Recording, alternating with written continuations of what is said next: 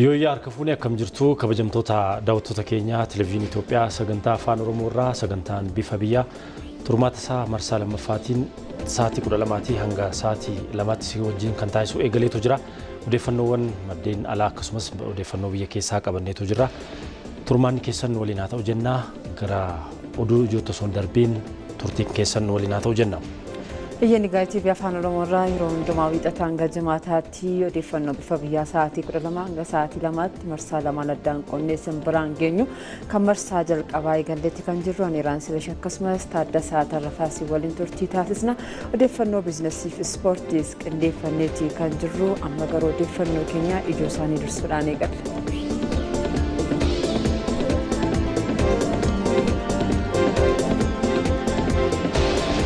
Ministeerri Muummee Abiyyi Ahmed godina Qeellam Wallaggaa garagaraatti hojii misooma adda addaa daawwatan.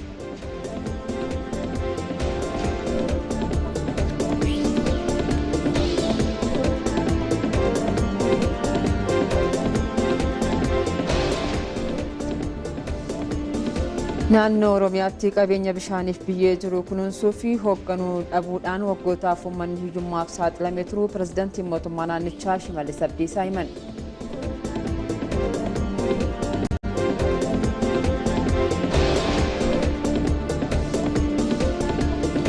Milkaa'ina filannoo marsaa torbaffaatiif miidiyaaleen seera filannoo fi labsii miidiyaa hordofuudhaan gahee isaanii akka baatan hojiin ijaarsa dandeettii hojjetamaa jiraachuu ibsame.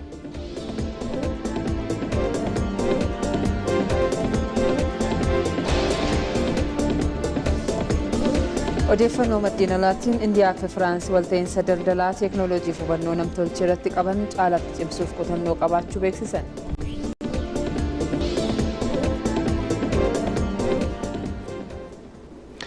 Daawwattoota keenyaa kunneen ijoowwan isaaniiti akkasumas odeeffannoowwan biizinasii fi ispoortiis ijoo isaanii nutti himuudhaaf qopheessitoonni odeeffannoo biizinasii fi ispoortii asitti argamanii jiru. Hawwii Taaffasaa odeeffannoo biizinasii qabattee daawwattoota biraan gahe. Hayyee Taaddasaa fi Heeraan galatoomaa jechaa akkam jirtu kabajamtoota daawwattoota keenya bifa biyyaarraa odeeffannoo biizinasii guyyaarraaf qindeeffannee dhufne keessaa ijoo isaa dursinee isinitti himna. Baatii eebilaa dhufu keessaa buufataaleen xiyyaaraa haaraan 3 eebbifamuun tajaajila kan eegalan ta'uusaa daandiin qilleensaa Itoophiyaa beeksiseera. Bal'inasaa booda isinitti himna.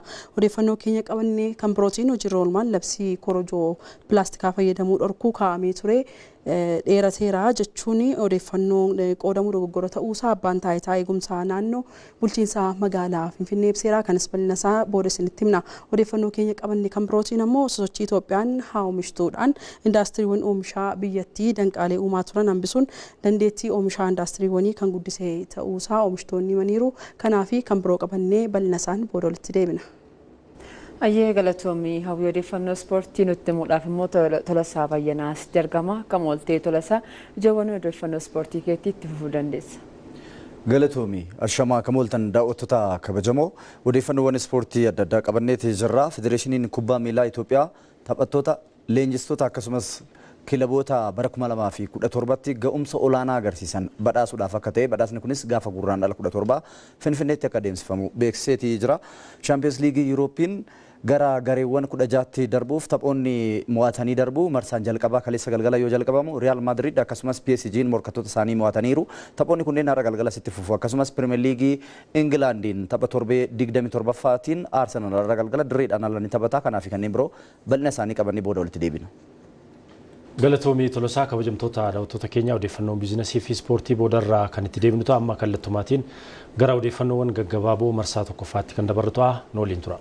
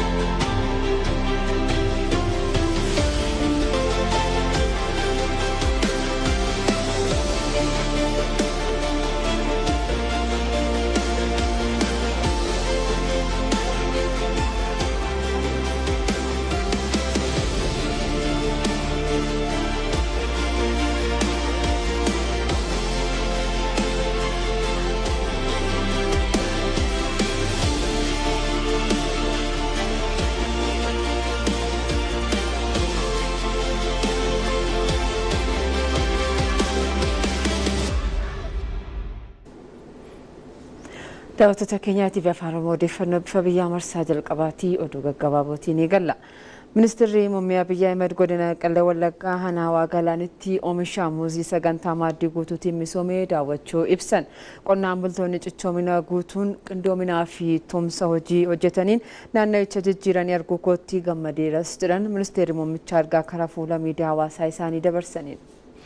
Hojiin qonnaa daawwannee lafaa fi qabeenya bishaanii sirnaan fayyadamuu yoo dandeenye jijjiirama hiika qabu fiduu akka dandeenyu kan agarsiisudha jedhaniiru. Hawaasni maloota jallisii aadaa fayyadamuu fi qabeenyaan dhiyeenyatti argamu sirnaan hojiirra oolchuun giddugala qonnaa abdii namatti toru uumuu danda'aniirus jedhan ministeerri muummee. Keessumattuu carraa bu'uuraalee daandii qonnaan bultoonni oomisha isaanii salphaatti akka gabaatti dhiyeessan uume arguun jajjabeessaadhas jedhaniiru. Guddinni kun tattaaffii misooma fedhii fi dandeettii hawaasa naannichaa waliin wayita wal simuu bu'aa argamuu danda'u ifatti kan agarsiisudhas jedhaniiru.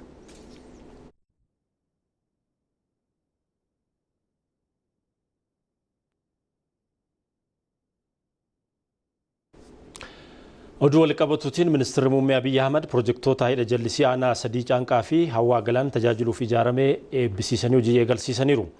Piroojeektichi hojii qonnaatiif dhiyeessii bishaanii addaan hin cinne mirkaneessuudhaan uumama teessuma lafaa naannichaa haalaan fayyadamuuf itti yaadamee kan hojiirra oole ta'us ministeerri muummichaa ibsanii jiru.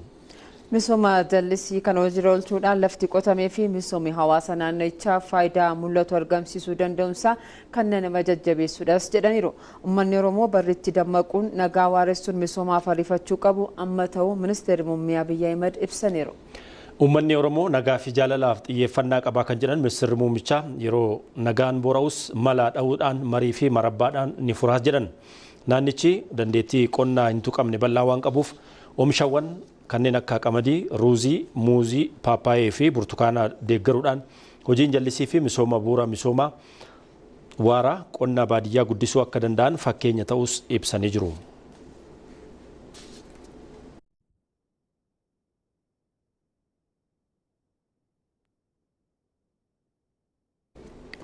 Daawwannaa hojiilee misoomaaf godina Qellem Wallaggaa kan naqan ministeerri muummee Abiyyi Ahmed piroojektonni misooma warqee tulluu kaappii daawwataniiru. Ministeerri muummicha ergaa daawwannicha ilaalchisuun dabarsaniin piroojektichi qabeenya uumamaa keenyatti gaafatamummaadhaan faayidaa biyyaa fi uummataaf oolchuu akka dandeenyu fakkeenya guddaadha jedhan.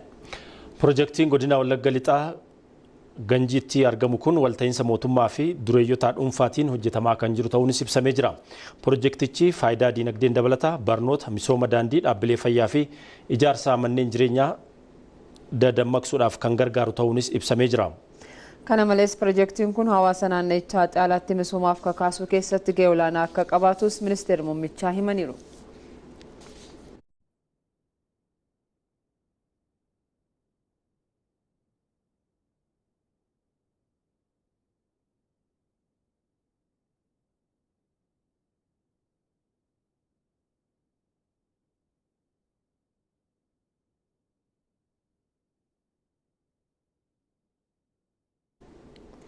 Naannoo Oromiyaatti qabeenya bishaaniif biyyee jiru kunuunsuu fi hoogganuu dhabuun waggootaaf uummanni hiyyummaaf saaxilamee jiru pirezidaantiin mootummaa naannoo Oromiyaa Shimallis Abdiisaa himan.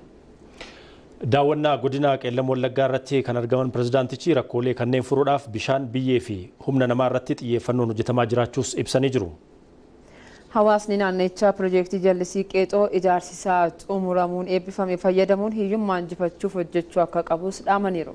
Uummanni naannichaas inisheetiivota jalqabaman hojiitti hiikuun cimee akka hojjetuu fi qusannaa akka taasisu investimentii akka ce'us pirezidaanti Shimallis dhaamanii jiru.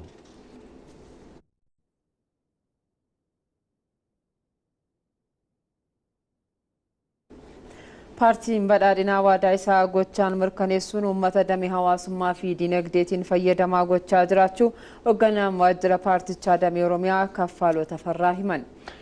Sadarkaa naannoo Oromiyaatti paartiin badhaadhinaa sagantaa mallattoo filannoo fi maanifeestoo paartichaa beeksisuu godina Shawaa Bahaa aanaa Luumeetti jalqabsiisee jira.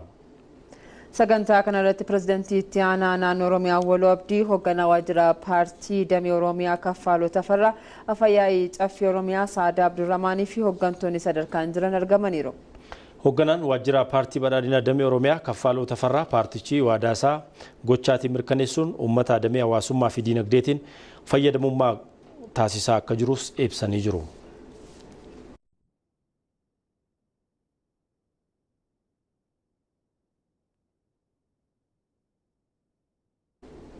Piroojeektiin birrii biiliyoona 1.3 dhiyeessii bishaan dhugaatii magaalaa Dirree Dhawaa fooyyessuuf ijaaramaa jiru saffisaa jiraachuun ibsame. Sadarkaa ijaarsa piroojeektichaa kan daawwatan ministeerri bishaanii fi enerjii injiinar Habtaamuu Ittafaa ijaarsa piroojeektii dhabamsiisaa fi qulqulleessa balfaa dhangala'oo magaalattii jalqabsiisaniiru. Rakkoolee bishaan dhugaatii fi qulqullina furuudhaafis hojii fooyya'aa hojjechaa jiraachuu kan ibsan ministeerichi deeggarsii fi hordoffiin piroojeektoota kanneeniif taasifamu cimee kan itti fufu ta'uu ibsanii jiru. Hojiin misooma koriidarii ijaarsi piroojeektii bishaan dhugaatii fi bu'uuraaleen misoomaa biroo galma magaalaa qulqulluu fi jiraattotaaf mijattu akkasumas giddu gala indaastirii gochuuf qabame milkeessuuf kan dandeessisudhaas jedhaniiru.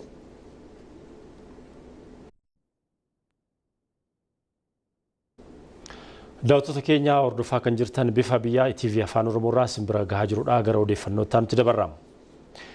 Milkaa'ina adeemsa marii biyyaalessaa sadarkaa murteessaa irra ga'ee hunduu gahee isaa baachuu akka qabu Koomishinarri olaanaa Koomishinii marii biyyaalessaa Piroofeesar Masfin Aariyaa himan.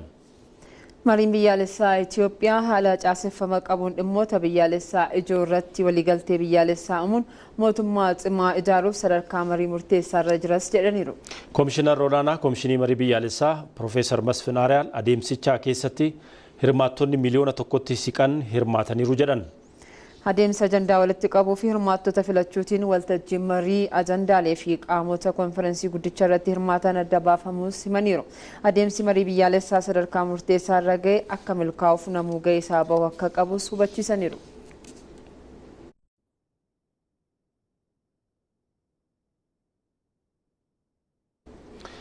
Milkaa'ina filannoo marsaa torbaffaatiif miidiyaaleen seera filannoo fi labsii miidiyaa hordofuun gahee isaanii akka baatan hojiin ijaarsa dandeettii hojjetamaa jiraachuu abbaan taayitaa miidiyaalee Itoophiyaa beeksisee jira.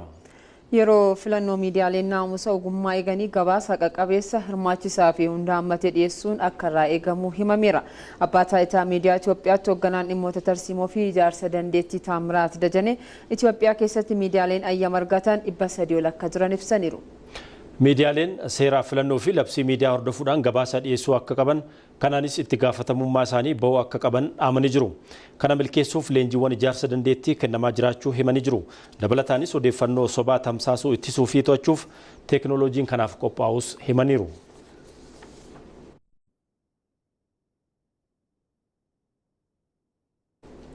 ETV Afaan Oromoo odeeffannoo bifa biyyaa marsaa jalqabaati kan daawwachaa jirtanii odeeffannoo maddeen alaarraa argannetti dabarra. Mariin nageenya Raashiyaa fi Yuukireen taa'amaa ture abdii qabeessa ta'uu ergamaan addaa Ameerikaa Steeve Witkoff himan. Mariin gar-sadii Ameerikaa hirmaachise kun Siwiizerlaand magaalaa Jeenevaatti taa'amaa ture. Marii guyyoota lamaaf taa'ameen waraana Raashiyaa fi Yuukireen karaa nagaan furuu dhimmoota dandeessisuu irratti xiyyeeffatameera. Waraana waggaa afur guutuudhaaf torban tokko qofaaf kana dhaabsisuudhaaf bulchiinsi Doonaald Tiraamp kutannoon hojjechaa jiraachuus himanii jiru. Jila garee jaarsummaa Raashiyaa kan hoogganan Vilaadimiir Meedenskiin marichi ulfaataa ta'us ajandaalee ciccimoo irratti mari'achuu isaanii himanii jiru. Dhiyeenyatti boqonnaa haaraatiin akka banamuu abdii qabaachuu isaaniis eeranii jiru. Marii itti aanuufis yeroo gabaabaa keessatti akka mijeeffamu Raashiyaan fedhii qabaachuu beeksisaniiru. Dursaan jila jaarsummaa Raashiyaa Steven Umrov gama isaaniin ibsa kennaniin marii Jeenevaa kanaan jijjiiramni mul'achuu himaniiru. Waliigaltee xumurarra ga'uuf obsaa fi adeemsota walxaxaa ta'an keessa darbuu akka gaafatus dubbataniiru. Marii guyyoota lamaatiif taa'ame xumuramuu hordofee pirezidaantiin Yuukireen Volodimir Zelenskii biyyi isaanii fala nageenyaatiif qophii ta'uu ibsa kennaniin ifoomsanii jiru. Marii jaarsummaa gar-sadee kanarratti Ameerikaa irraa ergamaan addaa biyyattii Steve Witkoffiin dabalatatti soddaa pirezidaanti Doonaald Tiraamp kan ta'an Jaared Kushneris hirmaachuu isaanii AFP'tu gabaase.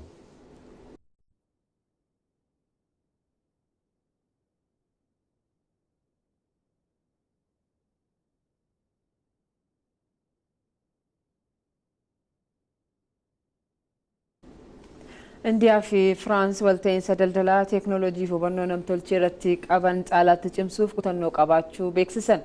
Pireezidaantiin Firaans Emmanuel Macron daawwannaa hojii guyyoota sadiif Indiyaa dhaqaniiru. Daawwannaa kanaatiinis ministeerri muummee Indiyaa Naareendiraa Moodii waliin dhimmoota walta'iinsa garaagaraa irratti mari'achuu ibsanii jiru. Marii kanaanis daldalaa fi investimentii gamlamee cimsuudhaaf walii galuun isaanii himamee jira. Haaluma kanaatis Indiyaan jeettiiwwan waraanaa Firaans Raafaayil jedhaman 114 Firaans irraa akka bittu waliigaltee irra gahameera.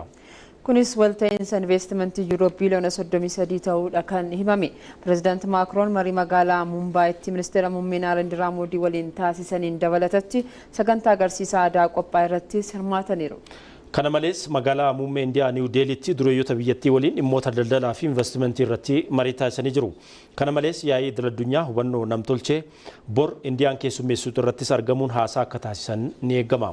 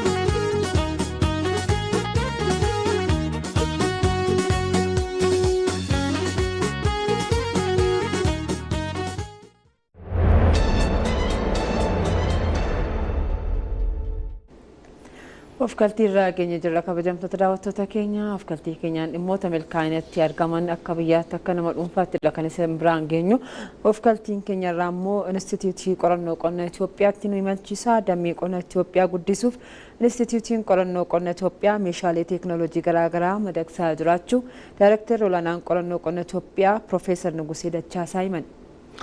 Dhaabbanni qorannoo qonnaa hoolotaa garbuu sanyii fooyyaa meeshaalee teekinooloojii fayyadamuudhaan qonnaan bultootaaf dhiyeessaa akka jiru ibsamee jira. Jamaal Nageessoo dabalata qaba. Itoophiyaatti waggoota muraasa darban hojii riifoormii qonnaa irratti hojjetameen jijjiiramni fooyya'aan dhufaa jira. Hojii qonna biyyaa caalaatti fooyyessuuf giddugaloonni qorannoo qonnaa gahee olaanaa qabu. Giddugalli qorannoo qonna hoolotaa hojii qorannoo qonnaa garbuu fooyyessuu fi hojiilee teekinooloojii fayyadamuun oomishni garbuu fooyya'aan akka oomishamuu fi hojjetaa jiraachuu qorattoonni giddugalichaa ibsan. Garbuu akka biyyaatti gadhiifaman gosa sanyii filatamaa 85 ta'an keessaa garri 23 as nu biraatti gadhiifame 12 kan nyaataa 13 immoo kan biqilaati jechuudha.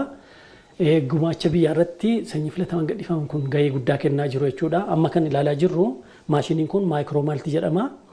Maayikiroomaltii jechuun biqishee biqilarraa immoo keemistirii samuuda keemistirii adda addaa qulqullina biiraaf barbaachisu kan hojjetamu kan itti murteessinu jechuudha. Garbuu iddoo adda addaatti biqila walitti fiduudhaan keemistirii analysis ergee hojjennee booda isarra dhaabannee speektiraa daataa fudhanna. Lamaan isaaniirraa moodela ergee hojjennee booda garbuu eessaayyuu yoo dhufe predict gochuu akka danda'u tilmaamee keessa isaa kan jiru kiraateriyaa biqilaaf ta'uu danda'uusaa kan adda baafannu nuu kenna jechuudha. Kallattii guddina qonna Itoophiyaan qabattee adeemaa jirtu milkeessuuf maashinoonni teekinooloojii ammayyaa'oon qonnaaf ta'an baay'inaan akka barbaachisan qorattoonni ibsaniiru. Amma akkaataa biyyi keenyatti AI irratti xiyyeeffattee wajjin illee maashinoonni akkasii nu barbaachisu jechuudha.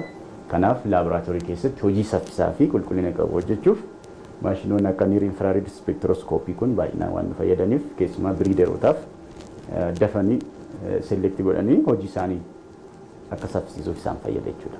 Daayirektarri giddugala qorannoo qonna hoolotaa Dr. Dirribaa Hundee akka ibsanitti sharafa alaa kanaan dura garbuu bituuf bahaa ture biyya keessatti hambisuu keessatti giddugalli qorannoo qonna hoolotaa shoora olaanaa. kabajamtoota daawwattoota keenyaatiif afaan oromooti kan daawwachaa jirtanii daawwannaa hojiitiif ministeerri muummee guyyaarraa godinaalee lixa oromiyaatti kan isaan jiranii hojiilee misooma garaa daawwachaati kan isaan jiranii ammas tasaasa kallattii qabnachirra taaddeegaa. Eeyyeni egaa ministeerri muummee godina qeellam wallaggaatti hojiiwwan eebba piroojektota garaa taasisaa turanii jiru. Amma tamsaasa kallattiitiin egaa bakka isaan argaman irraati daawwattoonni keenya bifa biyya addaan kunnee kan simbiraan geenyu ta'a jechuudha. Tamsaasa kallattii daawwannee walitti adeemu.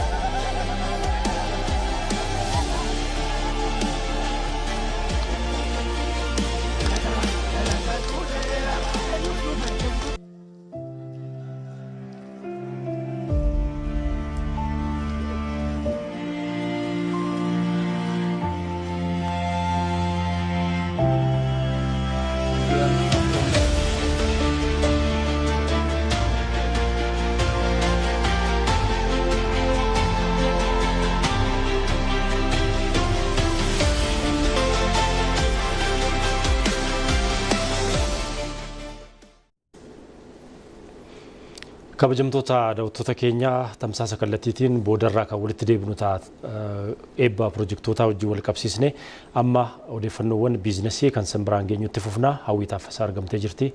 Hawwii odeeffannoo biizinasii itti fufuu dandeessa.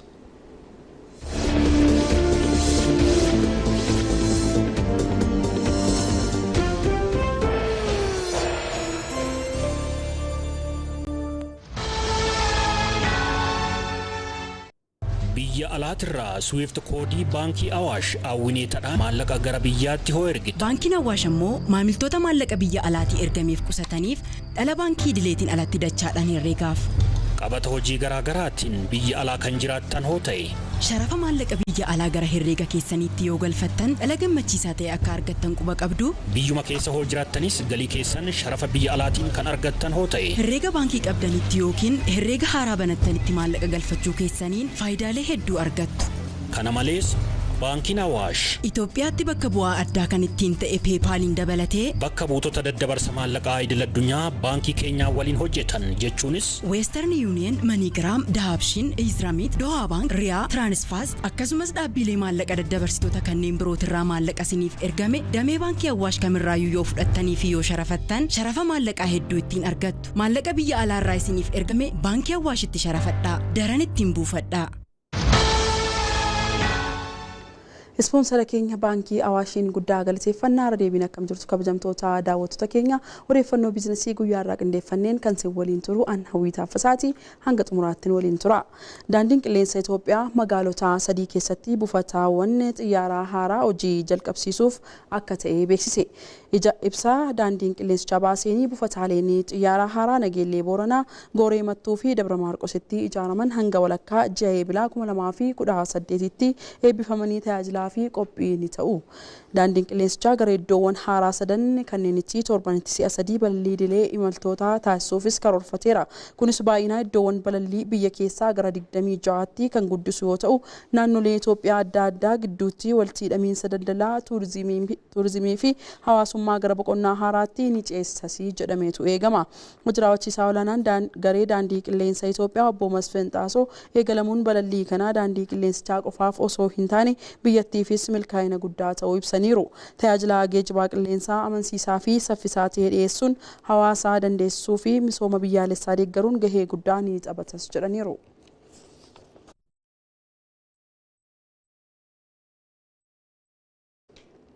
Hojii oolmaan labsii korojoo pilaastikaa fayyadamuu dhorkuu kaa'amee ture dheerateera jechuun odeeffannoon qoodamuu dogoggoraa ta'uusaa abbaan taayitaa eegumsa naannoo magaalaa Finfinnee beeksise. Namoonni odeeffannoo kana qoodan gocha isaanii irraa akka of qusatan kan akeekkachiisan hojii gaggeessaa olaanaan abbaa taayitichaa Diidhaa Dirribaa korojoo pilaastikaa kamiyyuu fayyadamuun kan hin danda'amne ta'uus himaniiru. Abbaan taayitichaa oomishtoota korojoowwan oomishaalee pilaastikaa bakka bu'an oomishan waliinis mari'ateera. Waltajjicha irratti oomishtoonni rakkoo bakka hojii fi hanqina dhiyeessii oomishaalee fi gatii isaa ilaalchisee gaaffilee garaagaraa dhiyeessaniiru. Wayitaa ammaa hanqinni oomishaalee pilaastikaa bakka bu'anii fi daballii gatii hir'isuuf oomishtoonni gurmaa'anii hojjechuu akka qabanis dhaamaniiru.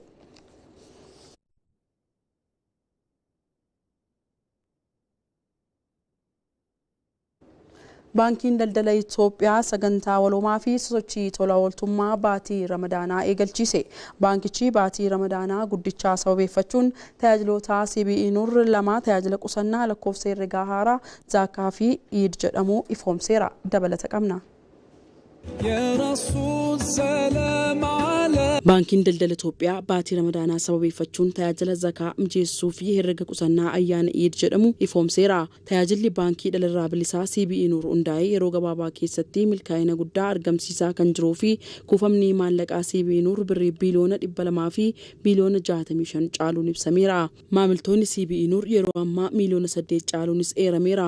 Pirezidaantiin ittaanaa tajaajila baankii dhalarraa bilisaa baankii daldala Itoophiyaa Nuurii Huseen tajaajilli lameen eegalaman maamiltootaaf murteessaa ta'uu ibsan. Kun tajaajila lama. Tajaajilli tokko tajaajila zakaa qusannaa zakaati. Inni biraa immoo tajaajila gaafa Ramadaanni dhumatee sagantaa Iidaa adeemsifachuudhaaf namni akka hin rakkanne harrumarraa kaasee kan itti qusatu qusannaa Iidii jedhama. Tajaajila kanneen lamaanii kan ifoomne jechuudha. Zakaan sun ammoo yeroo baay'ee namni haguma yeroo argate sana fuudhee kenna malee saganteeffateetiin kennaa hin turre. Inni kennamu sunis immoo namichi zakaa fudhatu sunis haala mijataa hin taaneen aduus roobas keessa taa'ee haala namummaan isaa itti baay'ee gadi yookiin immoo kabaja dhabeen kan argataatiin ture. Isa kanaafis haala mijeessuudha. Inni lammataa isa iidaati. Galii argaturraas immoo qusatee gaafa iidaa sana bashannanee akka ollaa isaattis ijoollee isaas gammachiisee ooluu akka danda'u haala mijeessuu baay'ee barbaachisaa. Baatiin Ramadaanaa baatii wal deeggarsaa ta'uu kaasuun haalli mijataa uumamee jiraachuu isaan maamiltoonni akka fayyadamaniif dhaamaniiru. Ji'a Ramadaanaa keessa ammoo wal gargaaruun wal bira dhaabbachuun akkuma jirutti ta'ee gara amantaatiin illee immoo waan isinirraa eeggamu akka salphatti galmaan gaachuu akka dandeettan haalli mijataan akka jiru uummata keenya biraan dhaamsa gahuu barbaanna. Baankichi gama tajaajila dhalarraa bilisaan dhala liqaan warra kalaqa qabanii fi kanneen biroof tajaajila liqaa gahaa dhiyeessuu akka danda'u ibsaniiru. Baatii kabajamaa Ramadaanaa kanatti kaayyoo guddaan kan yeroo kamiyyuu caalaa maamiltoota waliin akkamitti waliin hojjanna kan jedhudha jedhan pirezidaantiin baankichaa Abbeesaanoo. Baankichi tajaajila dhalarraa bilisaa maamiltoota isaaf qaqqabsiisuuf hojiilee hedduu hojjechaa tureera jedhan. ዋና የኢትዮጵያ ንግድ ባንክ ታርጌቱ በዚህ ወቅት ከደንበኞቻችን ጋር በተለይም ከእምነቱ ተከታዮቻችን ጋር እንዴት አድርገን መስራት እንችላለን ካዮን ጉዳን ባንኪ ደልደላ ኢትዮጵያ ባቲ ከነቲ ማሚልቶታ ወሊን ጫልማቲ ሆርዶፍቶታ መንትቻ ወሊን አከሚቲን ሆጀቹ ደንደኛ ከንጀ ዱረት ከንቲ ፈቴዳ ባንኪች ታጅለ ከነ ዲየሱን ኢሳ ijoon maamiltoota isaa kabajuu waan ta'eef fedhii jiru hordofuun hojii barbaachisaa ta'e hojjechuun waan nurraa eegamuufidha. Baatiin kun gadoof deebisuun obsaan waloomaan arjoomuun harka qalleeyyii kunuunsuun wal deeggaruun amala baatii kanaati. Baankiin keenyas fedhii maamila keenyaa akkamiin salphisuu dandeenya jechuun tajaajila kana ifoomseera. Saganticha irratti pirezidaantii baankichaa Abbeesaanoo walitti qabaa koree gorsaa shaariyaa baankichaa Sheek Mohaammed Hamdiiniin dabalatee hooggansi olaanoo baankichaa fi maamiltoonni argamaniiru. Sosochii Itoophiyaan haa oomishtuun indaastiriiwwan oomishaa biratti danqaalee uumamaa turan hambisuu fi dandeettii oomishaa indaastiriiwwanii kan guddise ta'uu magaalaa Bahar Daaritti oomishtoonni dameelee oomishaa garaagaraa irratti bobba'an himan. Sosochiin kun bartee lammiileen oomishaa biyya keessaa fayyadamuuf qaban guddisaa jiraachuun isaas ibsameera. Bakka ga'umsa indaastiriiwwanii kan taate magaalaan Bahar Daar bakka oomishaaleen garaagaraa itti oomishaman ta'uun ibsameera. Sosochiin Itoophiyaan haa oomishtuu ammoo hidhataa gabaa uumuu laalsee shoora olaanaa baachaa jira. Jiraachuun ibsameera. Karoora akka biyyaatti qabamee oomishaalee alaa galan kan biyya keessaan bakka buusuu milkeessuuf xiyyeeffannoon hojjetamaa jiraachuu oomishtoonni kunniin himaniiru. Sosochii Itoophiyaan haa oomishtuu kun cimee akka itti fufuufis oomishtoonni kunniin gaafataniiru.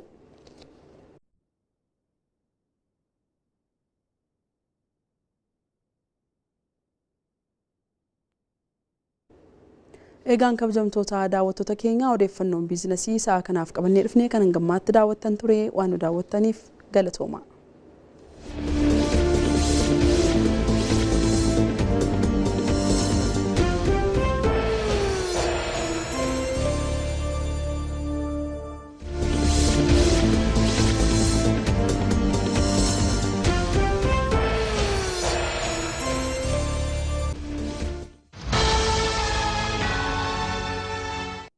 biyya alaatirraa Swift koodii baankii Awaash awwineetadhaan maallaqa gara biyyaatti hoo ergitu. Baankiin Awaash immoo maamiltoota maallaqa biyya alaatii ergameef qusataniif dhala baankii idileetiin alatti dachaadhaan herreegaaf.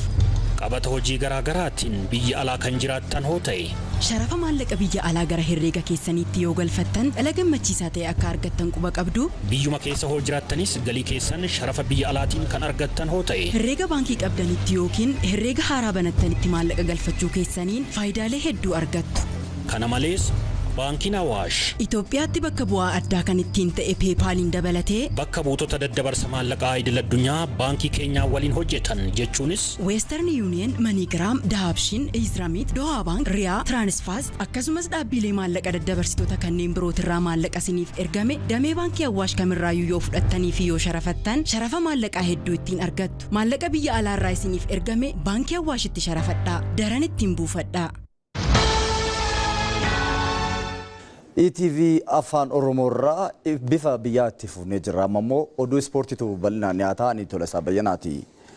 Federeeshiniin kubbaa miilaa Itoophiyaa taphattoota ciccimoo badhaasuu fi Federeeshinichi taphattootaa fi leenjistoota ciccimoo bara wal dorgommii 2017 badhaasuuf akka ta'e himameera. Sagantichaan kilaboonni milkaa'onis kan badhaafaman yommuu ta'u, gurraandhala 17 bara 2018 gaafa kibxata ittaanutti Finfinneetti akka qophaa'u himameera.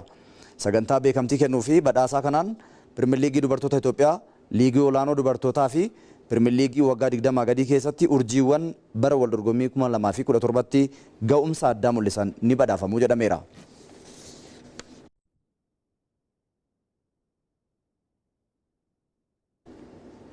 Dhaloota ispoortiinis dorgomaa fi injifataa ta'e horachuuf hojjechaa jiraachuu bulchiinsi magaalaa Shaggar beeksise. Shaampiyoonaan manneen barnootaa magaalaa Shaggar barattoota 1,400 ol hirmaachisuu sabtatti jalqabeera. Mustafaa Nurallaa dabalata qopheesseera. Shaampiyoonaan manneen barnoota magaalaa Shaggar sadaffaan kutaa magaalaa Sabbataa isteediyeemii Sabbataatti jalqabeera. Barattoota 1,400 ol gosoota ispoortii sadiitiin kutaalee magaalichaa hundarraa kan hirmaachise dorgommichi torbaan tokkootiif kan turudha jedhameera. Meedaaliyaa warqee Olompikii jalqabaa dubartootaan bara 1992 Olompikii Baarselonaa irratti biyyaa fi Afrikaaf kan argamsiiste Daraartuu Tulluu dabalatee fakkeenyi injifannoo atileetota baay'ee Qanniisaa Baqqalaan bu'aa wal dorgommii manneen barnootaa ta'uu kan yaadachiisan hoogganaan biiroo barnoota magaalaa Shaggar bara 2016 jalqabee Shaggar dhaloota ispoortiin injifataa ta'es barnootaan cinatti horachuudhaaf hojjechaa jira jedhaniiru. Ogummaan ispoortii immoo ogummaa guddaadha. Ogummaa kana keessatti dargaggoota barattoota ciccimoo ta'an bakka bu'aa ta'an uumuudhaaf karoorfannee hojjechaa jirra. Kana giddu galeessa godhachuudhaan atileetota ciccimoo baasu, ispoortistoota ciccimoo baasu giddu galeessa karaa godhateen kaayyoon jalqabaa isa kana jechuudha. Kana milkeessuufis dirreewwan mijatoo ta'an manneen barnootaa keessatti bal'inaan barattootaaf mijeessaa jiraachuus eeraniiru.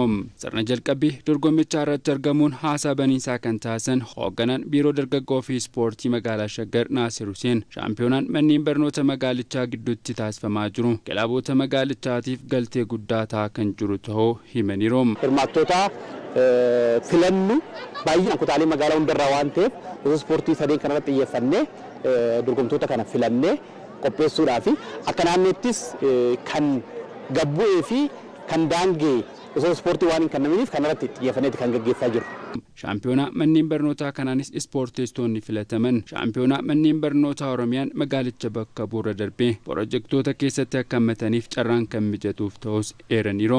Dorgommichi hariiroo manneen barnootaa gidduu jiruu fi walitti dhufeenya barattoota olii qaban kan cimsu ta'uu kan dubbatan hirmaattonni dorgommichaa barnootaan cinatti dandeettii addaa qaban adda baasanii akka beekanii fi ispoortiinis injifataa akka ta'aniif shaampiyoonaan manneen barnootaa kun kan isaan kakaasu ta'uu himaniiru.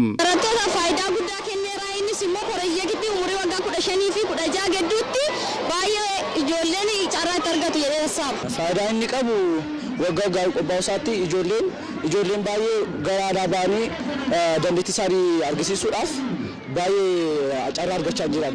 Kanaaf jecha dorgommiin kun qophaa'u isaatti ijoolleen baay'ee carraa argatu jedhee yaada.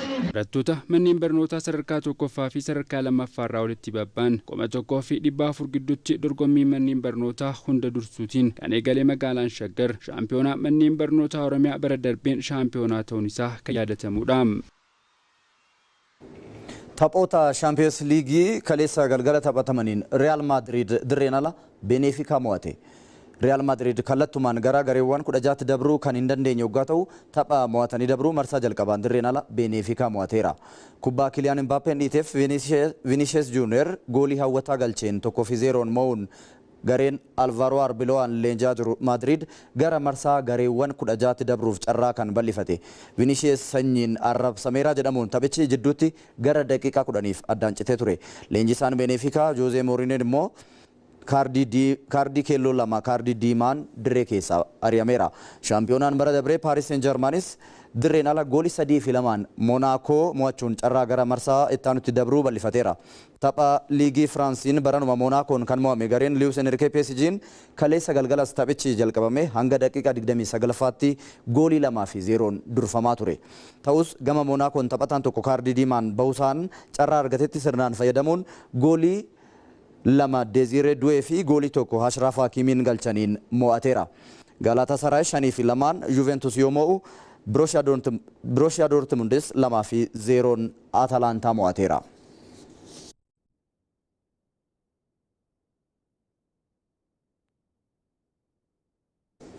Dorgommii waancaa Champions League European taphaa mo'atanii dabruun morkiin gara marsaa gareewwan 16tti dabruuf taasifamu har'a galgalas itti fufa. Newcastle gara Azerbaijaanitti imaluun sa'aatii 2:45tti Karabag wajjin taphata. Baranuma dorgommichaan dirree isaatti 2-2 Chelsea wajjin walqixa kan ba'e Karabag deeggartoota isaa fuulduratti Newcastle akka qoru eegama. Gareen Eddie Howe Newcastle United taphoota lamaan as aanan irratti dorgommii FA Cup fi Premier League injifannoowwan Aston Villa fi Tottenham irratti galmeeffate Karabag irratti itti fufsiifnaan Champions League'nis gara marsaa itti aanutti dabruuf carraa ni bal'ifata.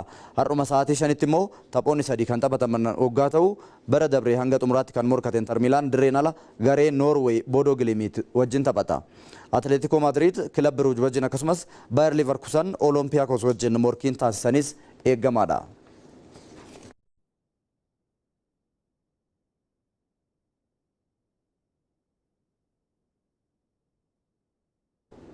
Tapha Premier League England torbee 27ffaan Arsenal har'a galgala Wolves wajjin taphata.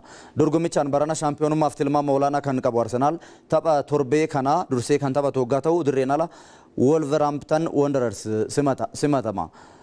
Arsenal taphoota Premier Leagueichaa 8 asaanan dirreen ala taphatee keessaa 3 qofa kan mo'e ta'ullee gareewwan sadarkaa torbaffaa gadi jiran irratti olaantummaa waan qabuuf tapha kanas akka mo'atu tilmaama olaanaa argateera. Premier Leagueichaan sadarkaa xumuraa 20ffaarratti kan argamuu fi keessaa gadi bu'uufis kan itti dhiyaate Wolves erga barri 2026 seenee as fooyya'insa agarsiiseera. Garichi waliigalaan taphoota 26 irraa qabxiiwwan 9 qofa qabu keessaa qabxii 6 erga barri 2026 seenee as walitti qabachuu isaatiin tapha har'a galgala garee Mikel Arteta simachuun taasisuu irrattis akka cimee morkatu eegama. Arsenal garuu taphicha moonaan qabxii 7 Manchester City caaluun garee Pep Guardiola dhiibbaa keessa galchuu mala. Oduudhuma walqabatuun Bukayo Saakaan waliigaltee Arsenal wajjin qabu dheeressuun mallatteesseera. Taphatichi waliigaltee waggaa 5 dabaluun hanga bara 2023tti garee kaaba London Arsenal tajaajiluuf mallatteesseera. Waliigaltichaan torbaanitti mindaa paawundii 300,000 kan argatu yommuu ta'u kun immoo garicha keessaa taphataa mindaa olaanaa argatu isa taasisaa jedhameera.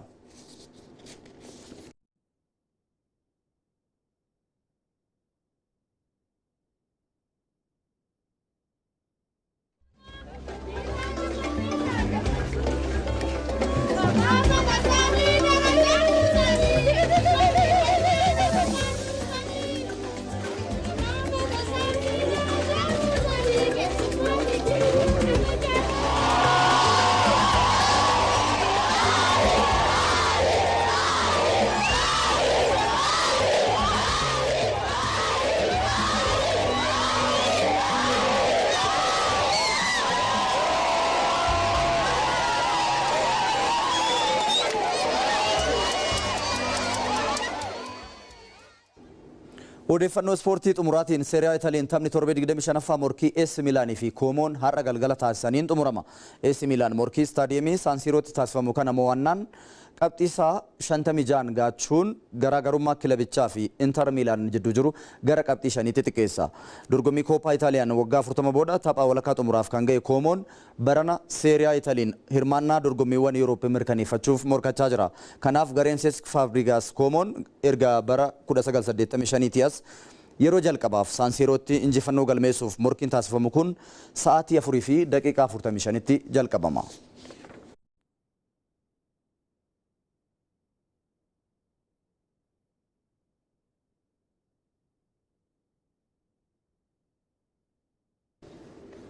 Daawwattoota kabajamoo odeeffannoowwan ispoortii galgala kanaaf walitti qindeeffannee xumurreerra waan hordoftaniif galatooma.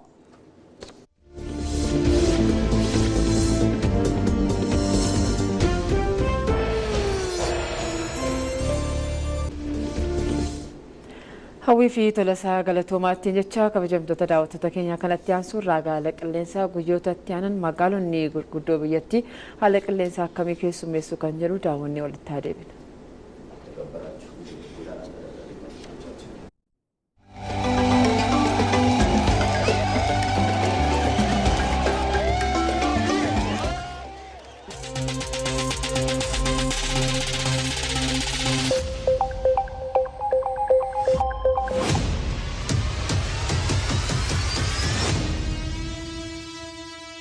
ነፃ አውጪ የሚባል ኢትዮጵያን daawwattoota keenya dogoggora uumameef nuuf kolchaa jenna amma kallattumaatiin gara raaga haala qilleensaa guyyoottan itti aanan jiran hordofnee walitti deebina.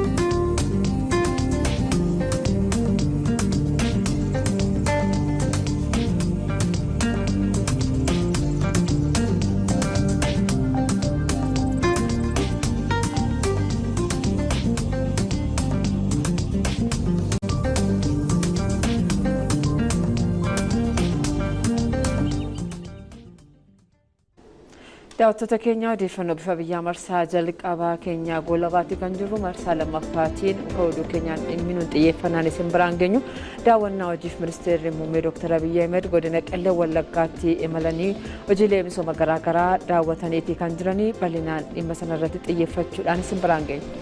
Eeyyeen egaa heeraan ministeerri muummee Abiy Ahmed keessattuu gara lixa biyyattiitti qabeenya albuudhaan kan badhaadhedha. Piroojeektii albuudhaan wajjin wal qabatanis hojii eegalfameeti kan jiru jechuudha. Gama biraatiinis immoo albuuda qofaa miti jallisiinis naannaa sanarratti hawaasti naannaa sanaa Qellem Wallaggaa baay'eensaa fayyadamummaa misoomaa irratti harkifannaan turee jira. Sababa rakkoo nageenyaatiin egaa guyyaa har'aas jallisiin ifatti hojii jalqabee jira. Misoomni muuzii akkasuma waan albuuda wajjin wal qabatu immoo gaaffiin qabu kaampaaniiwwan garaagaraa seenanii jiru. Dhukka oduu keenya irraatiin egaa kan bal'inaatiin kan ilaalu ta'a jechuudha. Kabajamtoota daawwattoota keenyaa marsaa lammaffaatiin daqiiqaawwan muraasa booddee walitti kan deebinu ta'a jechuudha. Marsaa tokkoffaa kanumaatiin goolabnaa turmaanni keessan TV Afaan Oromoo waliin haa ta'u jenna yeroo gaarii.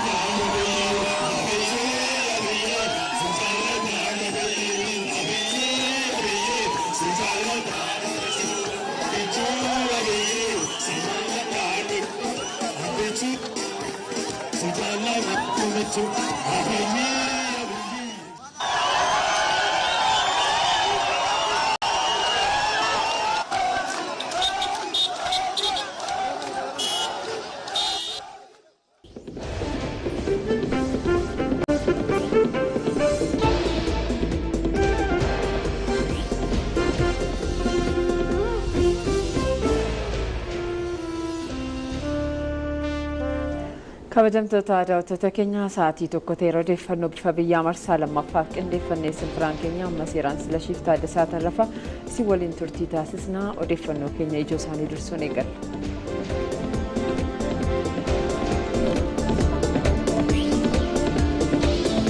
Uummanni Oromoo barriitti dammaquutiin nagaa waarisuun misoomaaf ariifachuu qabaa jedhan ministeerri muummee Abiyyi Ahmad.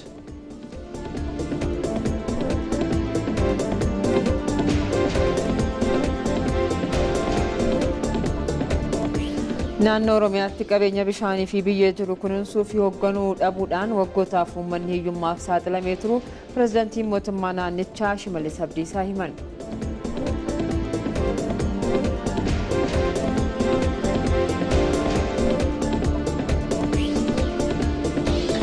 Ministeerri muummee Abiyyi Ahmad biyyi uummataa miliyoona 100 fi miliyoona 30 qabdu ulaa galaanaa itti cufamee jiraachuu akka hin qabnee fi Itoophiyaan karaa nagaatiin ulaa galaanaa akka argattuuf akka tumsaniif pirezidaantii Tarkiyyee Rajib Xayyib Erdogan waliin mari'achuu isaanii ibsan.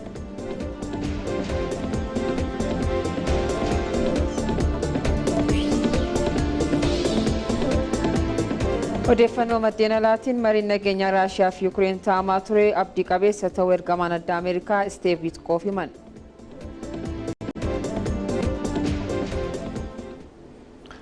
Kabajamtoota daawwattoota keenyaa kunneen ijoowwan marsaa lammaffaatiin odeeffannoo simbiraan geenyudha. Dhuka oduu keenyaatiinis daawwannaa ministeera muummee Abiyyi Ahmad gara godina Qeellam Wallaggaatti taasisan irratti xiyyeeffachuudhaan bal'inaan kan simbiraan geenyu ta'a jechuudha. Amma kallattumaatiin gara oduu gaggabaaboo isaa kanaaf qabannetti dabarraan waliin tura.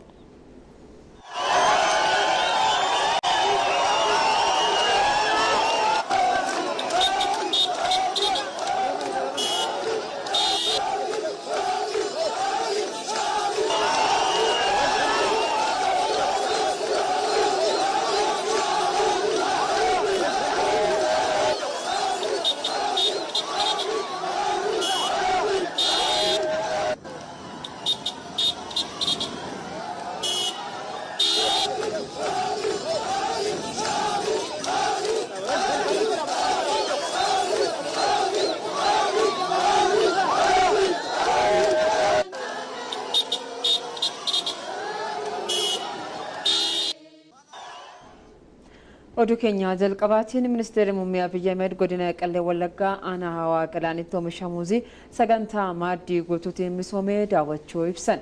Qonnaan bultoonni cichoomina guutuun qindoominaa fi tumsa hojii hojjetaniin naannicha jijjiiranii arguu kootti gammadeeraas jedhan ministeerri muummee ergaa karaa fuula miidiyaa hawaasaa isaanii dabarsaniin. Hojiin qonnaa daawwannee lafaa fi qabeenya bishaanii sirnaan fayyadamuu yoo dandeenye jijjiirama hiika qabu fiduu akka dandeenyu kan agarsiisudhaas jedhan ministeerri muummee Abiyyi Ahmad hawaasni maloota jallisii aadaa fayyadamuu fi qabeenya dhiyeenyatti argamu sirnaan hojiirra oolchuun giddugala qonnaa abdii namatti toru uumuun danda'uu isaaniis ibsanii jiru. Keessumattuu carraa bu'uuraaleen daandii qonnaan bultoonni oomisha isaanii salphaatti gabaatti akka dhiyeessan uumamee arguu koo jajjabeessaadha jedhan. Guddinni kun tattaaffiiwwan misoomaa fedhii fi dandeettii hawaasa naannichaa waliin wayita wal simu bu'aa argamuu danda'u ifatti kan agarsiisudhas jedhaniiru.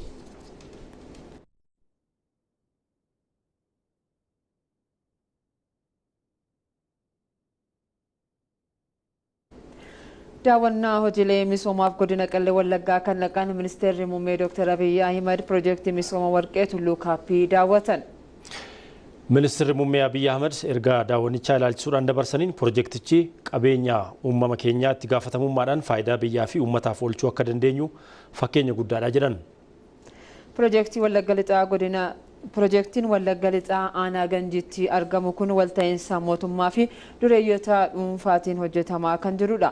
Piroojeektichi faayidaa dinagdeen dabalataa barnoota, misooma daandii, dhaabbilee fayyaa fi ijaarsa manneen jireenyaa dadammaqsuuf kan gargaaru ta'us ibsameera.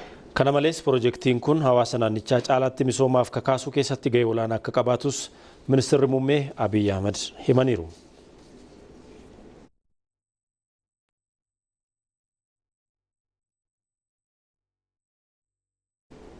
Paartiin badhaadhinaa waadaa isaa gochaan mirkaneessuun uummata damee hawaasummaa fi dinagdeetiin fayyadamaa gochaa jiraachuu hoogganaan waajjira paartii damee Oromiyaa Kaffaaloo Tafarraa himan. Sadarkaa naannoo Oromiyaatti paartiin badhaadhinaa sagantaa mallattoo filannoof maanifeestoo paartichaa beeksisu godina Shawaa Bahaa aanaa Luumeetti jalqabsiisee jira. Sagantaa kana irratti pirezidaantii itti aanaa naannoo Oromiyaa Waluu Abdii hoogganaa waajjira paartii damee Oromiyaa Kaffaaloo Tafarraa Afyaa'ii Caffee Oromiyaa Saadaa Abdurrahmaanii fi hooggantoonni sadarkaan jiran argamaniiru.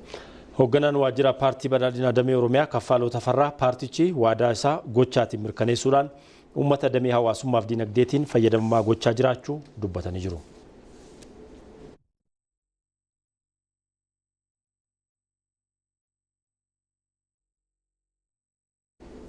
Piroojeektiin birrii biiliyoona 1.3 dhiyeessii bishaan dhugaatii magaalaa Dirree Dhawaa fooyyessuuf ijaaramaa jiru saffisaa jiraachuun ibsame. Sadarkaa ijaarsa piroojeektichaa kan daawwatan Ministeerri Bishaanii fi Inerjii Injiinar Habtaamuu Ittafaa ijaarsa piroojeektii dhabamsiisaa fi qulqulleessa balfaa dhangala'oo magaalattii jalqabsiisaniiru. Rakkoolee bishaan dhugaatii fi qulqullina furuudhaaf hojii fayyaa hojjechaa jiraachuu kan ibsan ministeerichi deeggarsaa fi hordoffiin piroojeektoota kanneeniif taasifamu cimee kan itti fufu ta'uu ibsanii jiru. Hojiin misoomaa koriidarii ijaarsi piroojeektii bishaan dhugaatii fi bu'uuraalee misoomaa biroo galma magaalaa qulqulluu fi jiraattotaaf mijattuu akkasumas giddugala indaastirii gochuuf qabame milkeessuuf kan dandeessisudhaas jedhaniiru.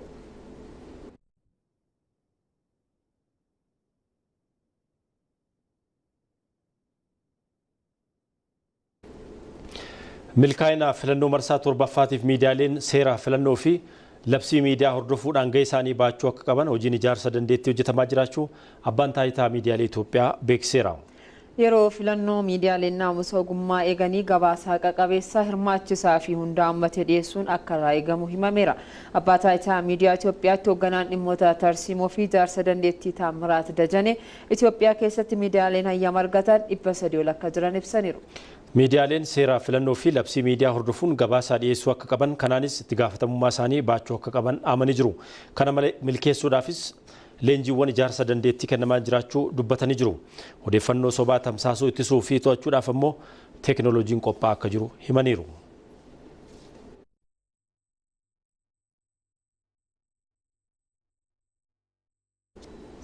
Odeeffannoo maddeen alaatiin mariin nageenyaa Raashiyaa fi Yuukireen taa'amaa ture abdii qabeessa ta'uu ergamaan addaa Ameerikaa Steeve Witkoff himan. Mariin garsadii Ameerikaa hirmaachise kun Siwiizerlaand magaalaa Jeenevaatti taa'amaa ture. Marii guyyoota lamaaf taa'ameen waraana Raashiyaa fi Yuukireen karaa nagaa furuun dhimmoota dandeessisu irratti xiyyeeffatameera. Waraana waggaa 4 guutuudhaaf torban tokko hafe kana dhaabsisuudhaaf bulchiinsi Doonaald Tiraamp kutannoon hojjechaa jiraachuus dubbatanii jiru.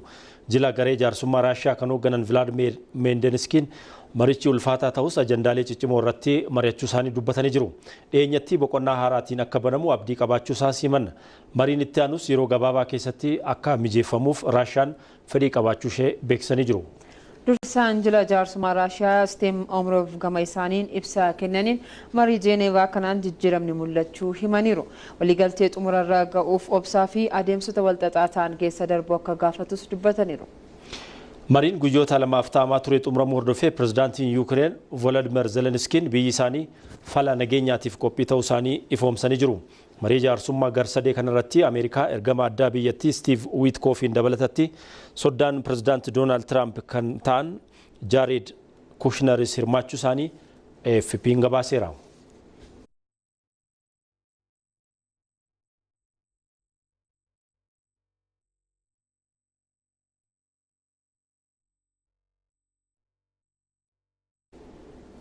Indiyaa fi Firaans walta'iinsa daldalaa teeknooloojii fi hubannoo namtolchee irratti qaban caalaatti cimsuuf kutannoo qabaachuu beeksisan. Pireezidantiin Firaans Emmanuel Macron daawwannaa hojii guyyoota sadiif Indiyaa dhaqaniiru. Daawwannaa kanaan ministeera muummee Indiyaa Narendra Modi waliin dhimmoota walta'iinsa garaagaraa irratti mari'achuu isaanii ibsanii jiru. Marii kanaanis daldalaa fi investimentii gamlamee cimsuuf waliigaluun isaanii himamee jira. Haaluma kanaatiin Indiyaan jettiiwwan waraanaa Firaans Raafaayil jedhaman 114 Firaans irraatii akka bittu waliigalameera.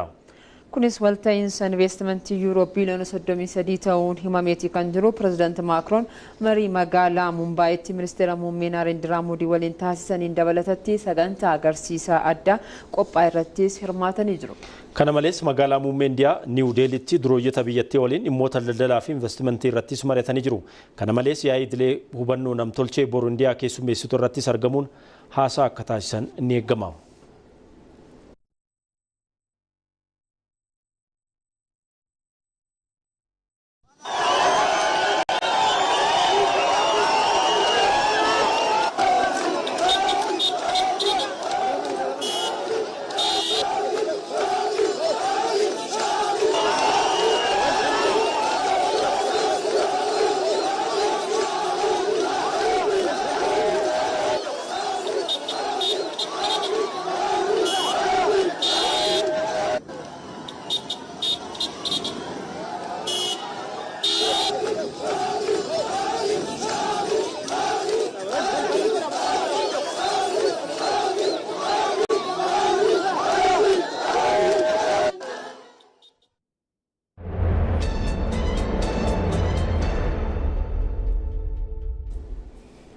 Dhukoodurraa geenya jirra kabajamtoota daawwattoota keenya dhukooduun keenyaan immoo akkuma duratti isin beeksisne daawwannaa hojiitiif ministeerri muummee Dr. Abiyyi Ahmed godinaalee lixa Oromiyaatti malaniiti kan isaan jiranii hojiilee misooma garaagaraas daawwataniiti kan isaan jiranii dhimma kanarratti xiyyeeffachuudhaan dhukooduu keenyaan kan isin biraan geenyu taagaa uummanni Oromoo barritti dammaquu nagaa waaressuun misoomaaf ariifachuu qabu amma ta'uudha ministeerri muummee Abiyyi Ahmed kan isaan ibsan. Uummanni Oromoo nagaa fi jaalalaaf xiyyeeffannaa qaba kan jedhan ministeerri muummicha yeroo nagaa boroos mala dha'uun mariif marabbaan furas jedhaniiru. Ministeerri muummee Abiyyi Ahmed hojii misooma aanaalee godina qeellam wallaggaa garaagaraa daawwatanii jiru. Asaantii Hasan bal'ina oduu kanaa qindeessiteetti.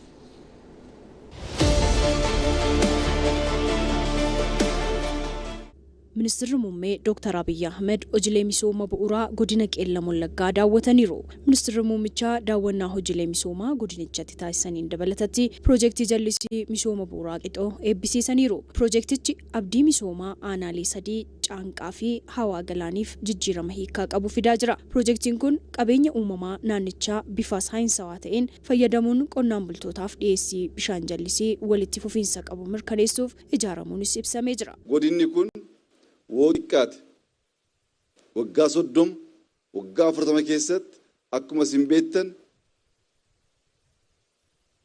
nagaa guutuu argatee waa'ee misoomaa yaaduu hin dandeenye. Bara ijoollummaa keenya irraa kaasnee naannoon kun al tokko boqochaa rakkoo keessa galaa al tokko boqochaa rakkoo keessa galaa gara misoomaatti xiyyeeffatee hojii keessa galuu hin dandeenye. Kana keessaa ba'anii laphee guutuun sammuu guutuu misooma keessa galuudhaaf waa'een nagaa dubbatamuu qaba taanaan asitti bakkisa. Maaliif waa'een nagaa dubbii ijoo taa'oo jettan ummanni keenya arbaa. Lafeen arbaa waan biraatiin cabsuun baay'ee rakkisaadha. Lafee arbaa cabsuuf namoonni arba cabsuu barbaadan jalqaba lafee arbaa biraa barbaadu. Lafee arbaatiin cabsu. Lafeen cabne kana cabsuuf lafee keenya fayyadamuun dirqama waan ta'eef bara baraan rakkoon naannoo keenyatti uummata keenyatti mudachaa uummanni keenya uumama kenname irraa fayyadamee misoomuu jijjiiramuu soo qabu bara baraan waa'ee naannoo kanaa gaafa yaanu dubbiin nageenyaa dubbiin ba'anii galu dubbiin yaadanii hojjechuu rakkoo ta'ee tureera. Uummanni Oromoo barritti dammaquun nagaa waaressuuf misoomaaf ariifachuu qabu amma kan jedhan ministeerri muummee Dr. Abiyyi Ahmed uummanni Oromoo nagaadhaaf jaalalaa fi xiyyeeffannaa qabaachuu fi dhimma nagaa isaa booressuufis mala dhahuun mariif marabbaan furaa jedhan. Uummanni keenya barritti dammaquu qabu amma natti fakkaatan maaliif ho'ettan saawwa rakkoo keessa galte kan albeen natti fiigeef kan hordaan natti fiigee argee jette rakkoo keessa jiru jedhanii warra albeen natti fiigaa jiran kan maal barbaada akka jiran hubatanii akkuma abbootiin keenya barsiisan mariif marabbaan dubbii hiikanii nu gahaa misooma nu wayyaa carraa arganne kana balleessuu hin qabnu wal mancaasuu wal ajjeesuu wal xiqqeessuu wal cabsuu nu gahaa jennee dhaabbachuu hin dandeenyu taanaan coobna argaa jirru kun galaana ta'uu hin danda'u. Kun jalqabbiidha. Uummanni keenya misooma baay'ee hawwaa baay'ee barbaada. Jalqabbiin kun coobni kun galaana ta'ee misooma guddaa fiduu akka danda'uuf nagaan keenya bakka nagaan booreetti immoo mariif marabbaan mari'atanii araaraan dubbii hiikuun aadaa keenya waan ta'eef irra deebinee isa xiyyeeffannee mari'annee kallattii kaa'uun baay'ee murteessaa natti fakkaata. Godinni Wallaggaa buna dabalatee qabeenya uumamaa hedduu waan qabuuf nagaa irratti xiyyeeffachuun fuula isaa gara misoomaatti deebisuun waliin ta'uun tokkummaadhaan godina isaa misoomsuu qabaas dhaamanii jiru. Gama biraatiin piroojeektii jallisii qexoo waliin wal qabatee ergaa dabarsaniin ammoo jallisichaan lafti kanaan dura oomisha malee ture har'a misoomee hawaasaaf bu'aa olaanaa buusuu jalqabus Ministeerri Muummee Dr. Abiy Ahmed haasawaa waltajjicha irratti taasisaniin ibsanii jiru. Har'a qexoon hektaara 5,000 maatii 10,000 ol itti gargaaramuu kan danda'e kun akkuma sila kaase coobadha. Coobni kun galaana ta'uu qaba. Jalqabbiin Dambidollootti Gaambellaatti yaadne sun fiixaan ba'uu qaba. Misoomni baay'ee jalqabamee dhaabbate kun bara meeqa akka dhabne ilaalaa. Isa raawwachuu dandeenye jennaan bakka bakkatti coobni jiru kun walitti hidhamee laga guddaa waan ta'uuf lagni kun immoo uummata keenya waan gargaaruuf carraa keenyaaf yeroo keenya balleessuu keessaa baanee hojii misoomaa, hojii nageenyaa, hojii of jijjiiruutti sool gargaaree hojiin dhaabbanne baay'ee nu barbaachisaa amantaa jedhu nan qaba. Ministeerri Muummee Dr. Abiy Ahmed daawwannaa hojiilee misoomaa godina Qeellam Wallaggaatti taasisaniin cinaatti warshaa warqii waggaatti kiiloogiraama 400,386 oomishuu danda'us hojii eegalchiisanii jiru. Oduu walqabateen naannoon Oromiyaatti qabeenya bishaanii fi biyyee jiru kunuunsuu fi hoogganuu dhabuu keenyaan waggootaaf uummanni hiyyummaaf saaxilamee turu pirezidaantiin mootummaa naannoo Oromiyaa Shimallis Abdiisaa himanii jiru. Daawwannaa godina Qeellam Wallaggaa irratti kan argaman pirezidaantichi rakkoolee kanneen furuudhaaf bishaan, biyyee fi humna namaa irratti xiyyeeffannoon hojjetamaa jiraachuu ibsaniiru. Seenaa Sangirmaa dabalata qaba.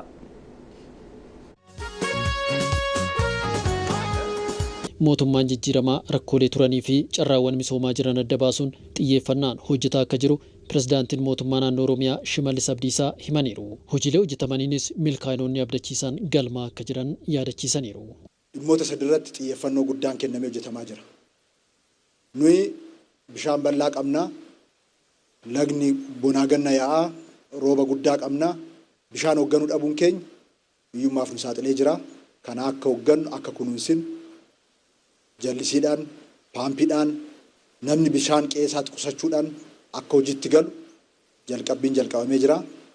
Lammaffaa biyyee gabbataa qabna.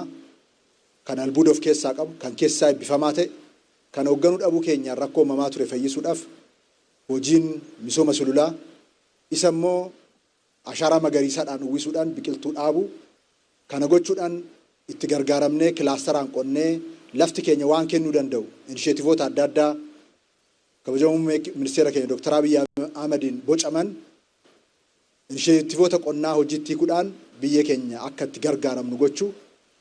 Sadaffaa humna namaa qabnu bal'aa ta'e dargaggeessa ta'e garuu immoo hanqina ogummaa qabu, hanqina beekumsaa qabu, hanqina aadaa hojii qabu isa kana karaa fayyisuu fi sirreessuun hojii bal'aatti galamee jira. Piroojeektoonni godina Qeellam Wallaggaatti hojiitti galan milkaa'inoota kanneeniif agarsiistuu ta'us dubbataniiru. Asittis godina Qeellamitti kallattii muummee ministeera keenya kennaniin piroojeektiin qeexoo murtee argatee hojiitti galamee kinoo har'a eebbaaf isiniif dhaqqabee jira. Baga gammaddan, baga milkooftan jechuun barbaada. Qabeenyota kuufamaa jiran sirnaan fayyadamuun milkaa'inoota galmaan itti fufsiisuun murteessaa ta'us pirezidaant Shimallis Abdiisaa dhaamaniiru. Jabaannee yoo hojjenne keessattuu bishaan, biyyee, nama yaadama ida'amuutiin hoogganamnee qixaan inisheetivoota jiran karaa hojiitti kun yoo itti gargaaramne yeroo gabaabaa keessatti hiyyummaa injifannee badhaadhina hunda galeessa ta'e akka milkeessuu dandeenyu asumaan carraa kanaan isiniif ibsuun barbaada. Inisheetivoota misoomaa sirnaan hojiirra oolchuun badhaadhina hunda galeessa mirkaneessuuf tattaaffachuun murteessaa akka ta'es pirezidaantiin mootummaa naannoo Oromiyaa Shimallis Abdiisaa himaniiru.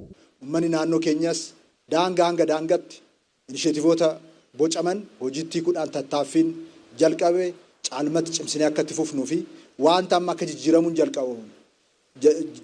akka danda'amu wanti xiqqoo mul'atte kana qixaan gargaaramnee isaanotuu hin quufin hojii caalmatiif hundi keenya kaanee akka hojjennu isa hojjenne immoo akka qusannu kan qusanneen investimantiitti akka ceenu kana gochuudhaan seenaa haaraa akka hojjennu asumaan waamicha koo isiniif dhiyeessuun barbaada. Baga gammaddanii jedha.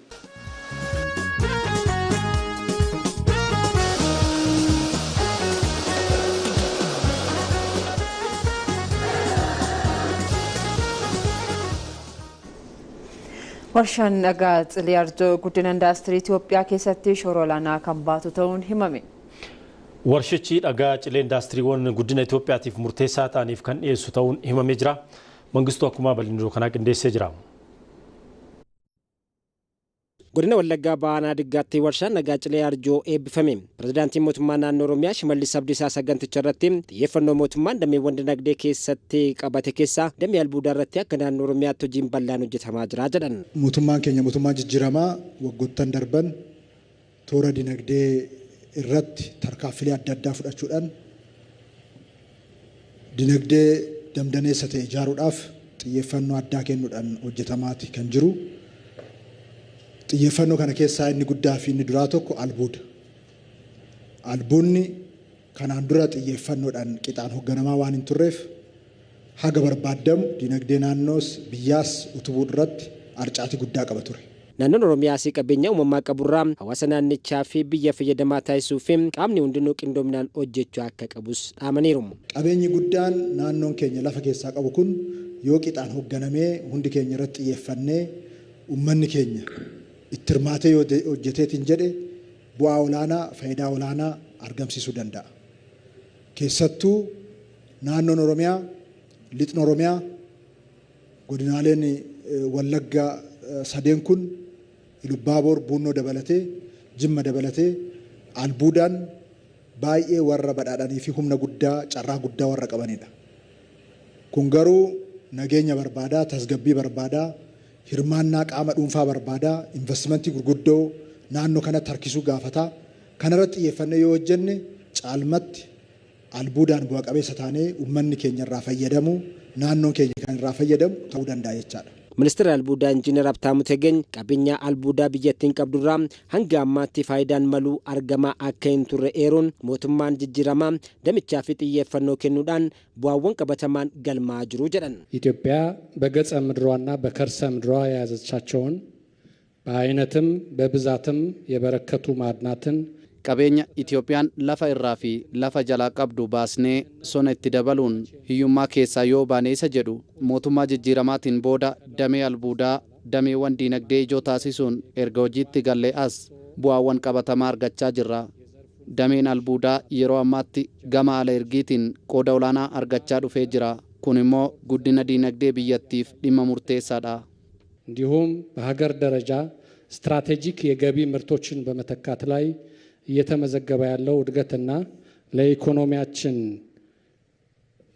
እድገት ያለው ገንቢ አበርክቶ አይነተኛ ማሳያ ሆኖ ሊገለጽ ይችላል። ሚኒስትር ሙሜት ታና ተመስገን ጥሩና ሞቱማን ቀበኛ ብየቲን ቀብዶ አላም ፈየደሙዳኒ ፈየደሙማ ሐዋስ ብየቲ ምርከኔሱፊ የሮ ከሚዩ ጫላ ጭምናን ወጀታ ጅራ ጀደን የድንጋይ ከሰል ትልቅ ችግር ነበር ሀገራችን ላይ ቅድም ሚኒስትሩ እንዳሉት akkuma jalqaba ministeerichi jedhanitti dhagaan cilee akka biyya keenyaatti rakkoo guddaa ture. Piroojeektiin kun baasii doolaara hedduu kan hambisuudha. Warshichi kan mootummaa federaalaa yookiin kan mootummaa naannoo miti, kan hawaasa naannichaati. Kanaaf hawaasni naannichaa warshicha eeguu qaba. Wal dhaggeeffachuu yeroo eegallu qabeenya hedduun nu jala akka jiru hubanna. Naannoo tokko qonna gaariitu jira.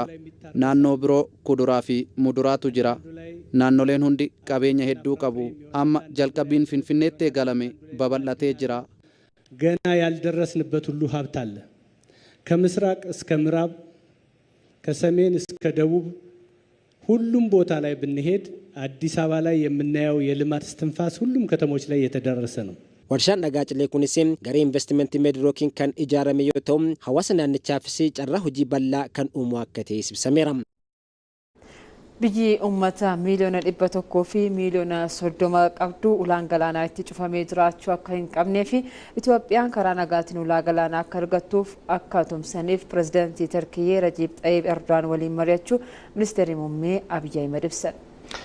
Ministeerri muummee Abiy Ahmed daawwannaa hojiitiif Itoophiyaa kan dhufanii ture pirezidaantii Turkiyyee Rajiib Xayyib Erdogan waliin guyyaa kaleessaa ibsaa kennanii jiru. Heeraan Silashii bal'inaa qopheessiteetti. Pirezidaantiin Turkiyyee Rajiib Xayyib Erdogan daawwannaa hojiif gara Itoophiyaa wayita dhufan buufata xiyyaaraa idil-addunyaa boolee wayita ga'an ministeera muummee Abiy Ahmediin simannaan taasifameefii jira. Buufata xiyyaaraan gama saraa mootummaatti fardeeniin kan faayame sirni simannaa kun kabaja guddaa fi duudhaa biyyattiis kan ibsudha. Ministeerri muummee Abiy Ahmediif pirezidaantii Rajiib Xayyib Erdogan hariiroo gamlamee biyyoota lamaanii akkasumas dhimmoota qaxanaaf addunyaa irratti mari'ataniiru. Sosochii daldala biyyoota lamaan gidduutti adeemsifamu gara doolaara biiliyoona 1 fi isaa olitti akka guddatuuf waliigaluu ministeerri muummee Abiy Ahmed ibsaniiru. Abbootiin qabeenyaa Turkiyyee Itoophiyaatti investi gochuun Itoophiyaaf qofa osoo hin taane gabaa Afriikaaf akka hojjetaniif pirezidaantii Erdogan waliin mari'achuus ibsa kennaniin eeraniiru.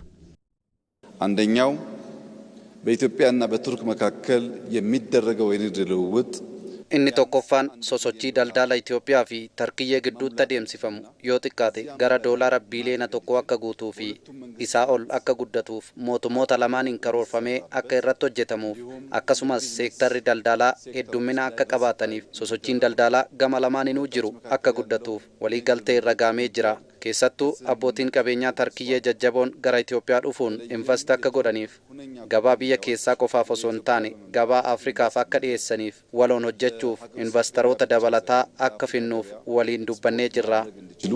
በትብብር እንድንሰራ ተጨማሪ ኢንቨስተሮች እንድናመጣ ተነጋግረናል።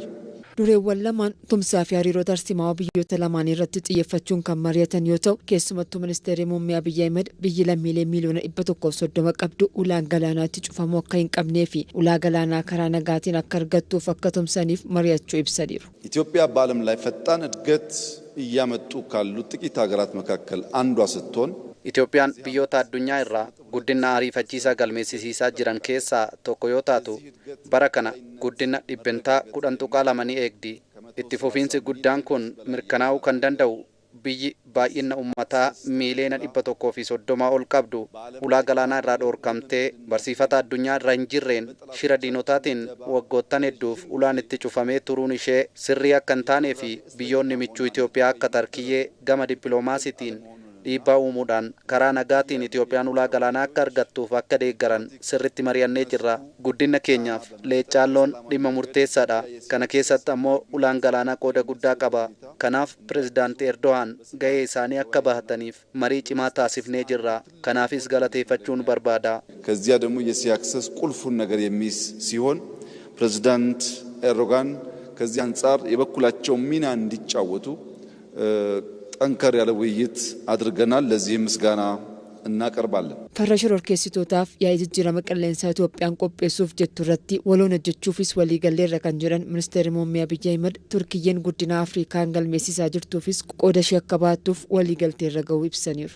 ኢትዮጵያ የአፍሪካ የፖለቲካል ካፒታል በመሆኗ Itoophiyaan mallattoo guddina siyaasaa Afrikaa waan taateef Afrikaan bara itti guddina hatattamaa agarsiisaa jirtu waan ta'eef waggoottan 20-30 itti aanan Afrikaan bakka isheef malu akka argattuuf hojjetamaa waan jiruuf Turkiyyeen gama Awurooppaa fi Eeshiyaatiin dhagaamtummaa gama teessuma lafaa fi diinagdeetiin qabduun diinagdee Afrikaatiinis gahee ishee akka baattuuf baay'ee mari'annee jirra. Irrattis waliigallee jirra. Dhuma irratti Itoophiyaa fi Turkiyyee gidduutti hariiroo fi michoomni durii eegalee ture ammas wal kabajuun waltumsuun waliin hojjechuun michooma cimsuuf anaa fi pirezidaanት ኤርዶጋን waliin waliigaltee irra geenyee jirra. በመከባበር በመደጋገፍ አብሮ በመስራት ወዳጅነት ለማጠናከር በእኔና በፕሬዝዳንት ኤርዶጋን መካከል ከስምምነት ተደርሷል። oduu walqabateetiin walitti dhufeenyi damdaneessii fi tarsiimaan Itoophiyaa fi Turkiyyee gidduu jiru daran akka guddatuuf mootummaan isaanii cimsee kan hojjetu ta'u pirezidaant Rajiib Xayyib Erdogan ibsanii ture. Pirezidaantichi guddina gama maraa Itoophiyaa galmaan ga'uuf kan hojjetan ta'uu himanii jiru. Hooggansa cimaa ministeera muummee dinqisiifannaa qabanis ibsaniiru. Ababaayyoo Kafanii Bal'inaa qindeesseera.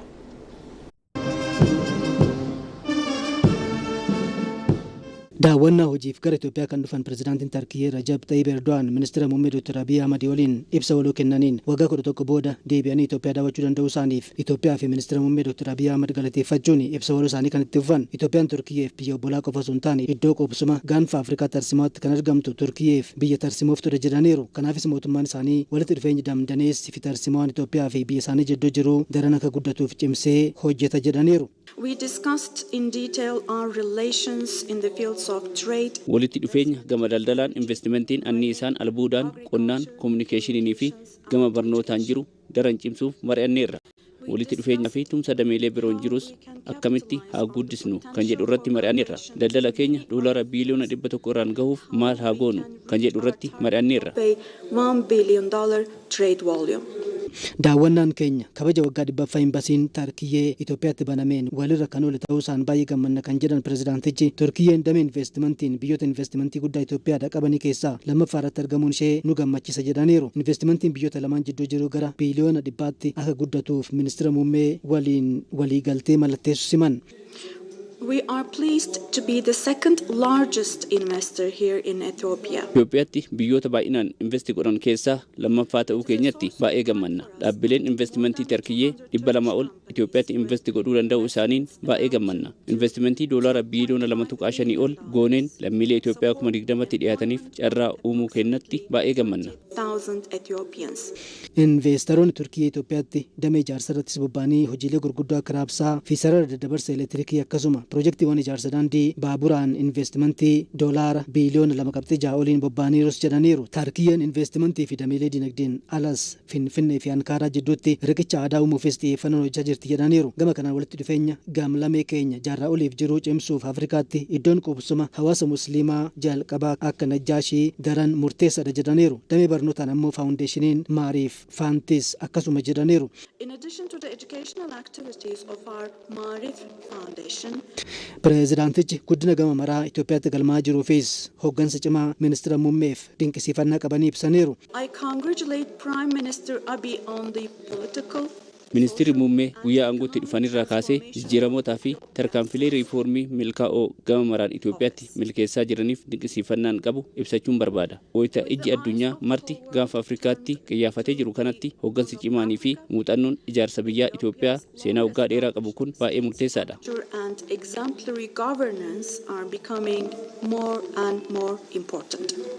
Pireezidaantichi biyyootni fageenya irraa dhufanii galaana diimaa irratti buufata waraanaa buufachuunis haa ta'u karaalee biroon birmadummaa biyyoota gaanfaaf sodaa ta'uu akka hin qabnees fi Turkiyyee biratti fudhatama akka hin qabne ibsaniiru. Biyyoonni gaanfa Afrikaa rakkoo keessoo isaanii ofumaa furachuu malee qaamni alaa halaala irraa dhufee harka keessa galfachuu akka hin qabne hubachiisaniiru. We believe that this region's problems should be solved by the countries of the region. Rakkoon naannawa kanaa biyyootuma naannawa kanaan furamuu qaba jennee amanna. Gaanfi Afrikaa gonkumaa biyyoota fagoorraa dhufaniif dirree walwaraansaa ta'uu hin qabu. Pireezidaant Rajab Tayyip Erdo'an hawaasa musliimaa Itoophiyaaf baatii Ramadaanaa gaarii isiniif haa ta'u jechuun haasoo isaanii xumuraniiru. The Muslim community of Ethiopia on the holy month of Ramadan. Bu'uuraan sochoon irratti kan ijaarame hariiroon Itoophiyaa fi Turkiyyee sadarkaa fi ol ka'iinsa maluun mul'ateera. Hariiroon biyyoota lamaanii jaarraa 16ffaa keessa eegale kunis dameewwan investimentii garaagaraatiin cimee akka itti fufee ni himama. Yerusaalem Shimallis bal'ina oduu kanaa qindeessiteetti. Diriilis Ertugrul Korolosh Ofmaan Meediteraaniyaa caanii biyya argaman dhala namaa Itoophiyaatti hojiilee aartii beekamanidha. Hojiiwwan aartii laphee Itoophiyaanota hedduu keessa jiran kunis Turkiyyee fi Itoophiyaa ollaa waliinii jechuurra darbanii obbolaa kan jechisiisanidha. Waggoottan 500 kan lakkoofsise michummaan biyyoota lameenii kun yeroo ibsamus aadaa, amantaa fi seenaa qooddataniin as ga'eera. Biyyoonni lameen seenaa cimaanii fi aartiin waliidhaniis jiru. Impaayera Ottomaan irratti Turkiyyee har'aa kan ijaaran ummata Turkiyyee gara saayinsiitti kan ceessan walqoodinsarraa gara tokkummaatti ceessuun seenaa Turkiyyee kan jijjiiran waa'een hoogganaa abbaa Turkiyyee jedhamuun beekaman Ataakoor Itoophiyaanotaaf haaraa miti. biyyi kolonii warra adii jala hin kufne eenyummaan Itoophiyaas obbolaawwan Turkiyyeef dhokataa miti. Maatii warra hiyyeessaarraa dhufanii Turkiyyee dureessa maqaaf namaa kan taasisan maatii isaanii deeggaruuf ijoollummaa isaaniitti daandiiwwan Turkiyyee irratti hojii garaagaraa hojjechuun hiyyummaa kan mo'an kantiibaan durii magaalaa Istaanbul ergasiis ministeera muummee bara faranjoota 2014 irraa eegalee pireezidaantii Turkiyyee Reesib Xaayib Erdoğan michummaa biyyoota lameenii jaarraa lakkoofsise daran jabeessuuf finfinnee jiru.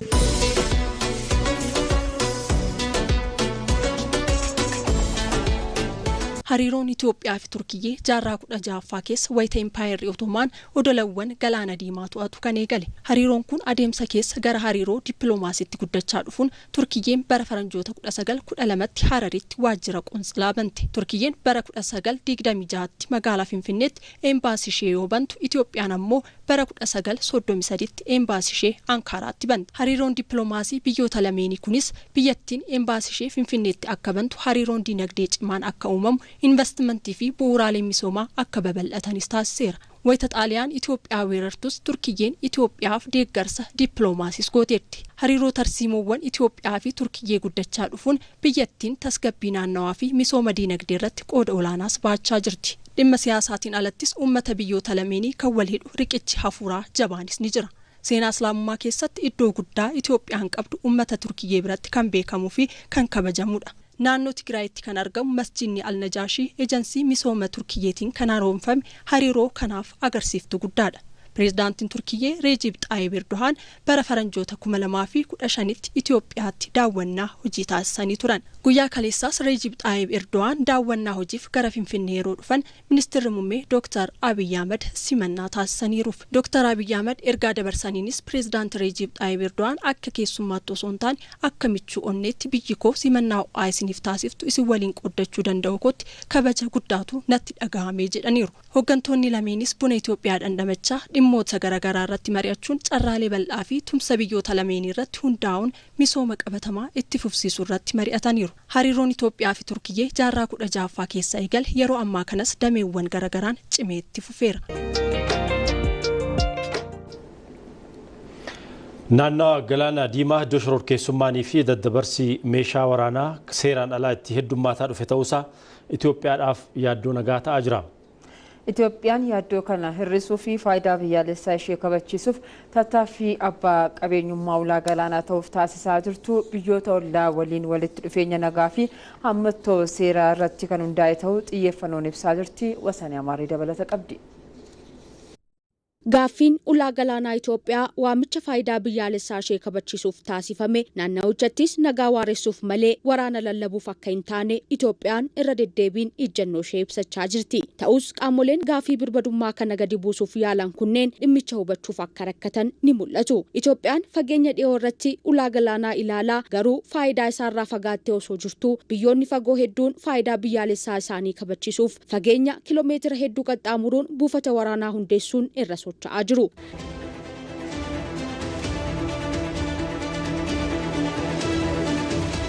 Haalli kun fayyadamummaa dinagdee Itoophiyaa irratti dhiibbaa taasisuun dabalata. Buufata shororkeessitootaa daddabarsa namootaa seeran alaa fi daldala meeshaa waraanaa seeran alaa ta'aa dhufuun isaa Itoophiyaaf yaaddoo nagaa guddaa ta'eera. የሀገርን ሙሉ ደህንነት አደጋ ላይ ሊጥል የሚችል ክዋኔን mootummaan ulaa galaanaa hin qabne gocha nageenyummaa biyya rakkoorra buusuu danda'u ta'anii akka ilaaluuti. Kanaaf hojiiwwan seera maleessa ta'an kan akka daddabarsa meeshaa waraanaa seeran alaa fi namootaa akkasumas daldala seeran alaa irratti bobba'anii nagaa lammiilee rakkoof saaxilan to'achuuf ulaan galaanaa murteessaadha.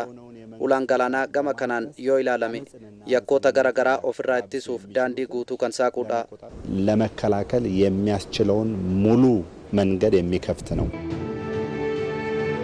ሰሜን አፍሪካ አካባቢ በሞሮኮና አፍሪካ ካባ ሞሮኮ ፊ አፍሪካ ዲሃቲ ጫራን ሞሮኮን ባንቴኒ ጅራ kunis biyyoonni ulaa galaanaa hin qabne gara ulaa galaanaatti akka dhufanii fi isheen ammoo gama investmentiitiin biyyoota kanneen waliin haalli ittiin fayyadamtu ni jira. Kanaaf gaaffii ulaa galaanaa Itoophiyaatis gama walitti hidhamiinsa naannawaa waliin kan wal qabateedha. Dippiloomaasiin biyyootaatis kennanii fudhachuu irratti kan fuulleeffateedha. Kanaaf Itoophiyaan filannoo hedduu dhiyeessaa fi jirtii waan ta'eef isaanis ulaa galaanaa yoo kennaniif fayyadamoo ta'uu danda'u yaada jedhuun qaba. Seenaa dogongoraan ulaa galaanaa kan dhabde Itoophiyaan ammatti gama dippiloomaasitiin ulaa galaanaa ishee argachuuf tattaaffiin taasisaa jirtu hammattoo seeraa idil addunyaa fi qajeeltoo siyaasaan kan deeggaramuudha. Nageenyummaa ulaa galaanaa mirkaneessuuf walitti dhufeenyi dhaabbilee imaammataa biyyoota ollaa waliin taasistus murteessaadha. Kunis faayidaa biyyaalessaa eegsisuu irra darbee nagaa naannawichaa tasgabbeessuufis bu'aa olaanaa qaba. UN ያደረገው ፍሬምወርክ ነው ያስቀመጠው። dhaabbanni UN dhimma ijoo ulaan galaanaa ittiin argamu kaa'eera. Qabiyyee jala jiran ammoo biyyoonni waloon dubbachuun akka furan ibseera. Gama siyaasaatiinis yoo ilaalle kennanii fudhachuun kan mirkanaa'udha. Gama birootiin ammoo humni biyyattiin qabdus keessumattuu gama diinagdeetiin guddachaa jirti. Piroojektonni hedduun hojjetamaatii jiru. Albuudota hedduus baasaatii jirti. Kun Itoophiyaan biyya jabduu fi cimtuu ta'aatii dhufuu ishee agarsiisa. Kun ammoo biyyoota biroo irratti dhiibbaa taasisuu akka dandeessuufis ni gargaara. Biyyoonni kunneen ammoo faayidaa Itoophiyaatiif deeggarsi isaan taasisan guddachaatii dhufa. Aangoon siyaasaatiis kanarraa madda. ፖለቲካል ፓወር ከዚህ ነው የሚመነጨው። ባለብዙ ወገን ግንኙነት ውስጥ ገብተን የሚፈለገውን ውጤት ለማምጣት bu'aa barbaadamu fiduuf walitti dhufeenya biyyoota garaagaraa waliin taasisnu akkasumas imaammata gadi bu'e hojiitti kun ragaa amansiisaa qabnu ibsuun dhaabbata tarkaanfii fudhachuu danda'u ijaaruufis ulaan galaanaa barbaachisaadha. Yakkoota galaana irratti mudatan qofa osoo hin taane kana sababeeffachuun dhiibbawwan garaagaraa kanneen geessisan ofirraa ittisuuf gumaachisaa guddaadha. Itoophiyaafis faayidaa biyyaalessaa ishee irra darbuun naannawicha yakkoota irraa bilisa taasisuuf bu'aa guddaa qabaata. ሲግኒፊካንት የሆነ ጥቅም አለው ማለት ይቻላል። Haala amma jiruun naannawni galaana diimaa iddoo murteessaa daldala addunyaa fi ijji biyyoota guddatanii kan ilaalu ta'eera. Itoophiyaanis nageenyummaa isheefis ta'ee diinagdee isheef jecha dhimma kanarratti callisaan akka hin turre ibsameera. Adeemsa marii biyyaalessaa boqonnaa murteessaa irra ga'eef namni hunduu ga'ee isarraa eegamu ba'uu akka qabu Komishinarri olaanaan marii biyyaalessaa Piroofeesar Masfin Ariyaa ibsan. Kanaafis biyya keessatti naannolee fi bulchiinsota magaalaa akkasumas lammiilee Itoophiyaa biyyoota alaa jiraatan waliin waltajjii marii ajandaa sassaabuu milkaa'aa fi hirmaattota adda baasuun adeemsifamuu ibsamee jira. Komishinarri olaanaa Komishinii marii biyyaalessaa Itoophiyaa Piroofeesar Masfin Ariyaa waltajjii ajandaa sassaabuu fi hirmaattota adda baasuu marii biyyaalessaa irratti namoonni miiliyoonaan lakkaa'aman hirmaachuu dubbataniiru. እንግዲህ አጀንዳ ከ11 ክልሎች ከሁለት ከተማ መስተዳድሮች ከፌደራል ተቋም አጀንዳን ናኖሌ ኩዳ ቶኮ ፊ ቡልቺንሶታ መጋላ ለማን አብሌ ፌደራላ ፊ አከሱመስ ለሚሌ ኢትዮጵያ ብዮታ አላጅራታ ወጅን ከራቶረ መርሰሬቲ ፊ ፉላ ፉለቲ ወለርጉን ብዮታ ጀሃ በሀግዱ ገሌሳ ገምታ ኤምርቶታ አረባ አፍሪካ ኪባ ካናዳ ዩኤስ አሜሪካ ዩናይትድ ኪንግደም ፊ ስዊድንት ታሲሲራ ብዮታ ዴመት አጀንዳወን ወልቲ ቀቤራ ፍለተምቶታ ያኢ ጆፍታንስ ፍለቴራ ብያ ኢሳኒ ከንጃለተን አጀንዳ ኢሳኒ ቅጣ ስሪ ፊ ስርናን ቦጨኒ ከንገልቸኒዳ ሀገራቸውን የሚወዱ አጀንዳቸውን በትክክል በስርዓት ቀርጸው ያስረከቡ ናቸው። Kanaanis sadarkaa biyyaalessaatti naannoo Tigraay irraa kan hafe naannolee hundaa fi bulchiinsota magaalaatti dhaabbilee federaalaa fi lammiilee Itoophiyaa biyyoota addunyaa jiraatan waliin marii milkaa'aa adeemsifamaa jiraachuu yaadachiisaniiru. አጀንዳ ተሰብስበዋል፣ አልቋል። Ajandaan sassaabamee dhumeera. Sagantaan adeemsa isaa bocuus gara dhumaatti deemaa jira. Hirmaattonni kumaatamaan lakkaa'aman kan ittiin dhufan loojistiksii, fayyaa fi wantoota biroo hunda qixa sirriin mimilkeessuudha. Kun akkuma dhumateen jalqabuu jaa'ichaa kan beeksisnu ta'a jechuudha. የጉባኤውን መጀመር ማለት ነው። Damee qonnaa Itoophiyaa guddisuuf Inistituutiin qorannoo qonnaa Itoophiyaa meeshaalee teekinooloojii garaagaraa madaqsaa jiraachuu Daayirektarri olaanaan qorannoo qonnaa Itoophiyaa Piroofeesar Nugusee Dachaasaa himan. Giddugaleessi qorannoo qonnaa hoolotaa garbuu sanyii fooyyaa meeshaalee teekinooloojii fayyadamuun qonnaan bultootaatiif dhiyeessaa jiraachuun ibsamee jira. Jamaal Nageessoo dabalata qaba. Itoophiyaatti waggoota muraasa darban hojii riifoormii qonnaa irratti hojjetameen jijjiiramni fooyya'aan dhufaa jira. Hojii qonna biyyaa caalaatti fooyyessuuf giddugaloonni qorannoo qonnaa gahee olaanaa qabu. Giddugalli qorannoo qonna hoolotaa hojii qorannoo qonnaa garbuu fooyyessuu fi hojiilee teekinooloojii fayyadamuun oomishni garbuu fooyya'aan akka oomishamuu fi hojjetaa jiraachuu qorattoonni giddugalichaa ibsan. Garbuu akka biyyaatti gadhiifaman gosa sanyii filatamaa 85 ta'an keessaa garri 23 as nu biraatti gadhiifame 12 kan nyaataa 13 immoo kan biqilaati jechuudha. Gumaacha biyyaa irratti sanyii filataman gadhiifaman kun gahee guddaa kennaa jiru jechuudha. Amma kan ilaalaa jirru maashiniin kun maayikiroomaalt jedhama. Maayikiroomaalt jechuun biqishee biqilarraa immoo keemistirii samuuda keemistirii adda addaa qulqullina biiraaf barbaachisu kan hojjetamu kan itti murteessinu jechuudha.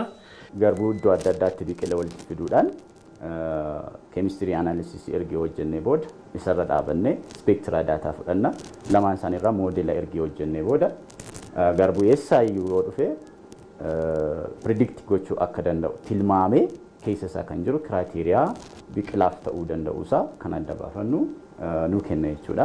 Kallattii guddina qonna Itoophiyaan qabattee adeemaa jirtu milkeessuuf maashinoonni teekinooloojii ammayyaa'oon qonnaaf ta'an baay'inaan akka barbaachisan qorattoonni ibsaniiru. Amma akkaataa biyyi keenya itti AI irratti xiyyeeffattee wajjinillee maashinoonni akkasii nu barbaachisu jechuudha. Kanaaf laaboraatoorii keessatti hojii saffisaa fi qulqullina qabu hojjechuuf maashinoonni akka niir infraared spektiroskooppii kun baay'inaan waan nu fayyadaniif keessumaa biriiderotaaf dafanii selekti godhanii hojii isaanii akka saffisiisuuf isaan fayyada jechuudha. Daayirektar giddugala qorannoo qonna hoolotaa Dr. Dirribaa Hundee akka ibsanitti sharafa alaa kanaan dura garbuu bituuf bahaa ture biyya keessatti hambisuu keessatti giddugalli qorannoo qonna hoolotaa shoora olaanaa baachaa jiraachuu ibsan. Garbuu irratti gosa lamaan hojjenna. Garbuu nyaataa jira, garbuun immoo kan biiraa jira. Kana garbuu biiraa kana amma duraan warshaaleen garbuu biiraa biqilaaf kan barbaachisu garbuu biyya alaatii galchu. Garuu immoo yeroo dhiyoodhaan asitti teekinooloojiiwwan adda addaa sanyiiwwan adda addaa waan bahaniif uummata biratti waan beeksifamaniif waan babal'achaa deemeef amma biyya alaatii galchuun dhaabbatee jira. Kanaaf biyyattiin garbuu biiraatiin biqilaaf kan barbaachisu of dandeessee jirti jechuudha. Daayirektarri olaanaan qorannoo qonna Itoophiyaa Profeesar Nugusee Dachaasaa qorannoon qonna Itoophiyaa hojiilee teekinooloojii ammayyaa qonna biyyattii fooyyessaniif guddisan irratti ciminaan hojjetaa jiraachuu himan. Qorannoon qonnaa Itoophiyaa teekinooloojii adda addaa baasaa ture. Teekinooloojiin keenya garuu teekinooloojii baratame ta'uu hin qabu. Teekinooloojii haaraa, teekinooloojii jijjiirraa fiduu danda'u, teekinooloojii oomishaaf oomishtummaa dachaadhaan dabaluu danda'u fiduu qabna jenneeti yaadna. Akka addunyaan deemtutti addunyaa wajjin deemuu qabna. Siistamii gaarii akka qabnu nu mirkaneessee jira addunyaa irratti. Kan ammoo gumaachi keenyas guddatee waan gaarii fiduu qabna jenneetiin yaada. Giddugaloonni qorannoo qonna Itoophiyaa qonna biyyaa jijjiiruuf cimanii yoo hojjetan sharafa alaa damichaa fooyyessuu keessatti gahee olaanaa akka taphatan ibsameera. Nagaan kabajamtoota daawwattoota keenyaa odeeffannoo bifa biyyaa sa'aatii 10 eegaluudhaan marsaa lamaan addaan qonnee simbiraan gahaa turre golamnee jirra. Heeraan Silashii fi Taaddasa Tarrafaa ogeessota istiidiyoo mara waliin odeeffannoowwan kanneen simbiraan geenye jirra. Bifa biyyaa irra deebitanii hordofuu yoo barbaadan sa'aatii 4 irratti televezyiinii keessaniin daawwachuu dandeessu. Akkasumas karaa doot istiriimii hordofuu ni dandeessu. Waan nu hordofaa turtaniif ulfaadhaa fayyaa argadhaa nagaan bulaa.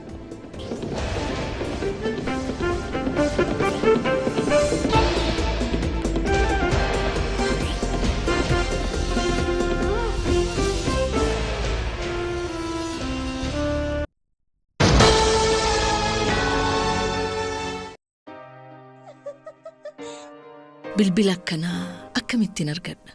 Akkan hin bitanne harkaan na gabaabbate. Odeeffannoo barbaachisu buufachuuf bilbilli smaartii baay'ee barbaachisa. Bituun ammoo humna barataan tasuma hin danda'amu.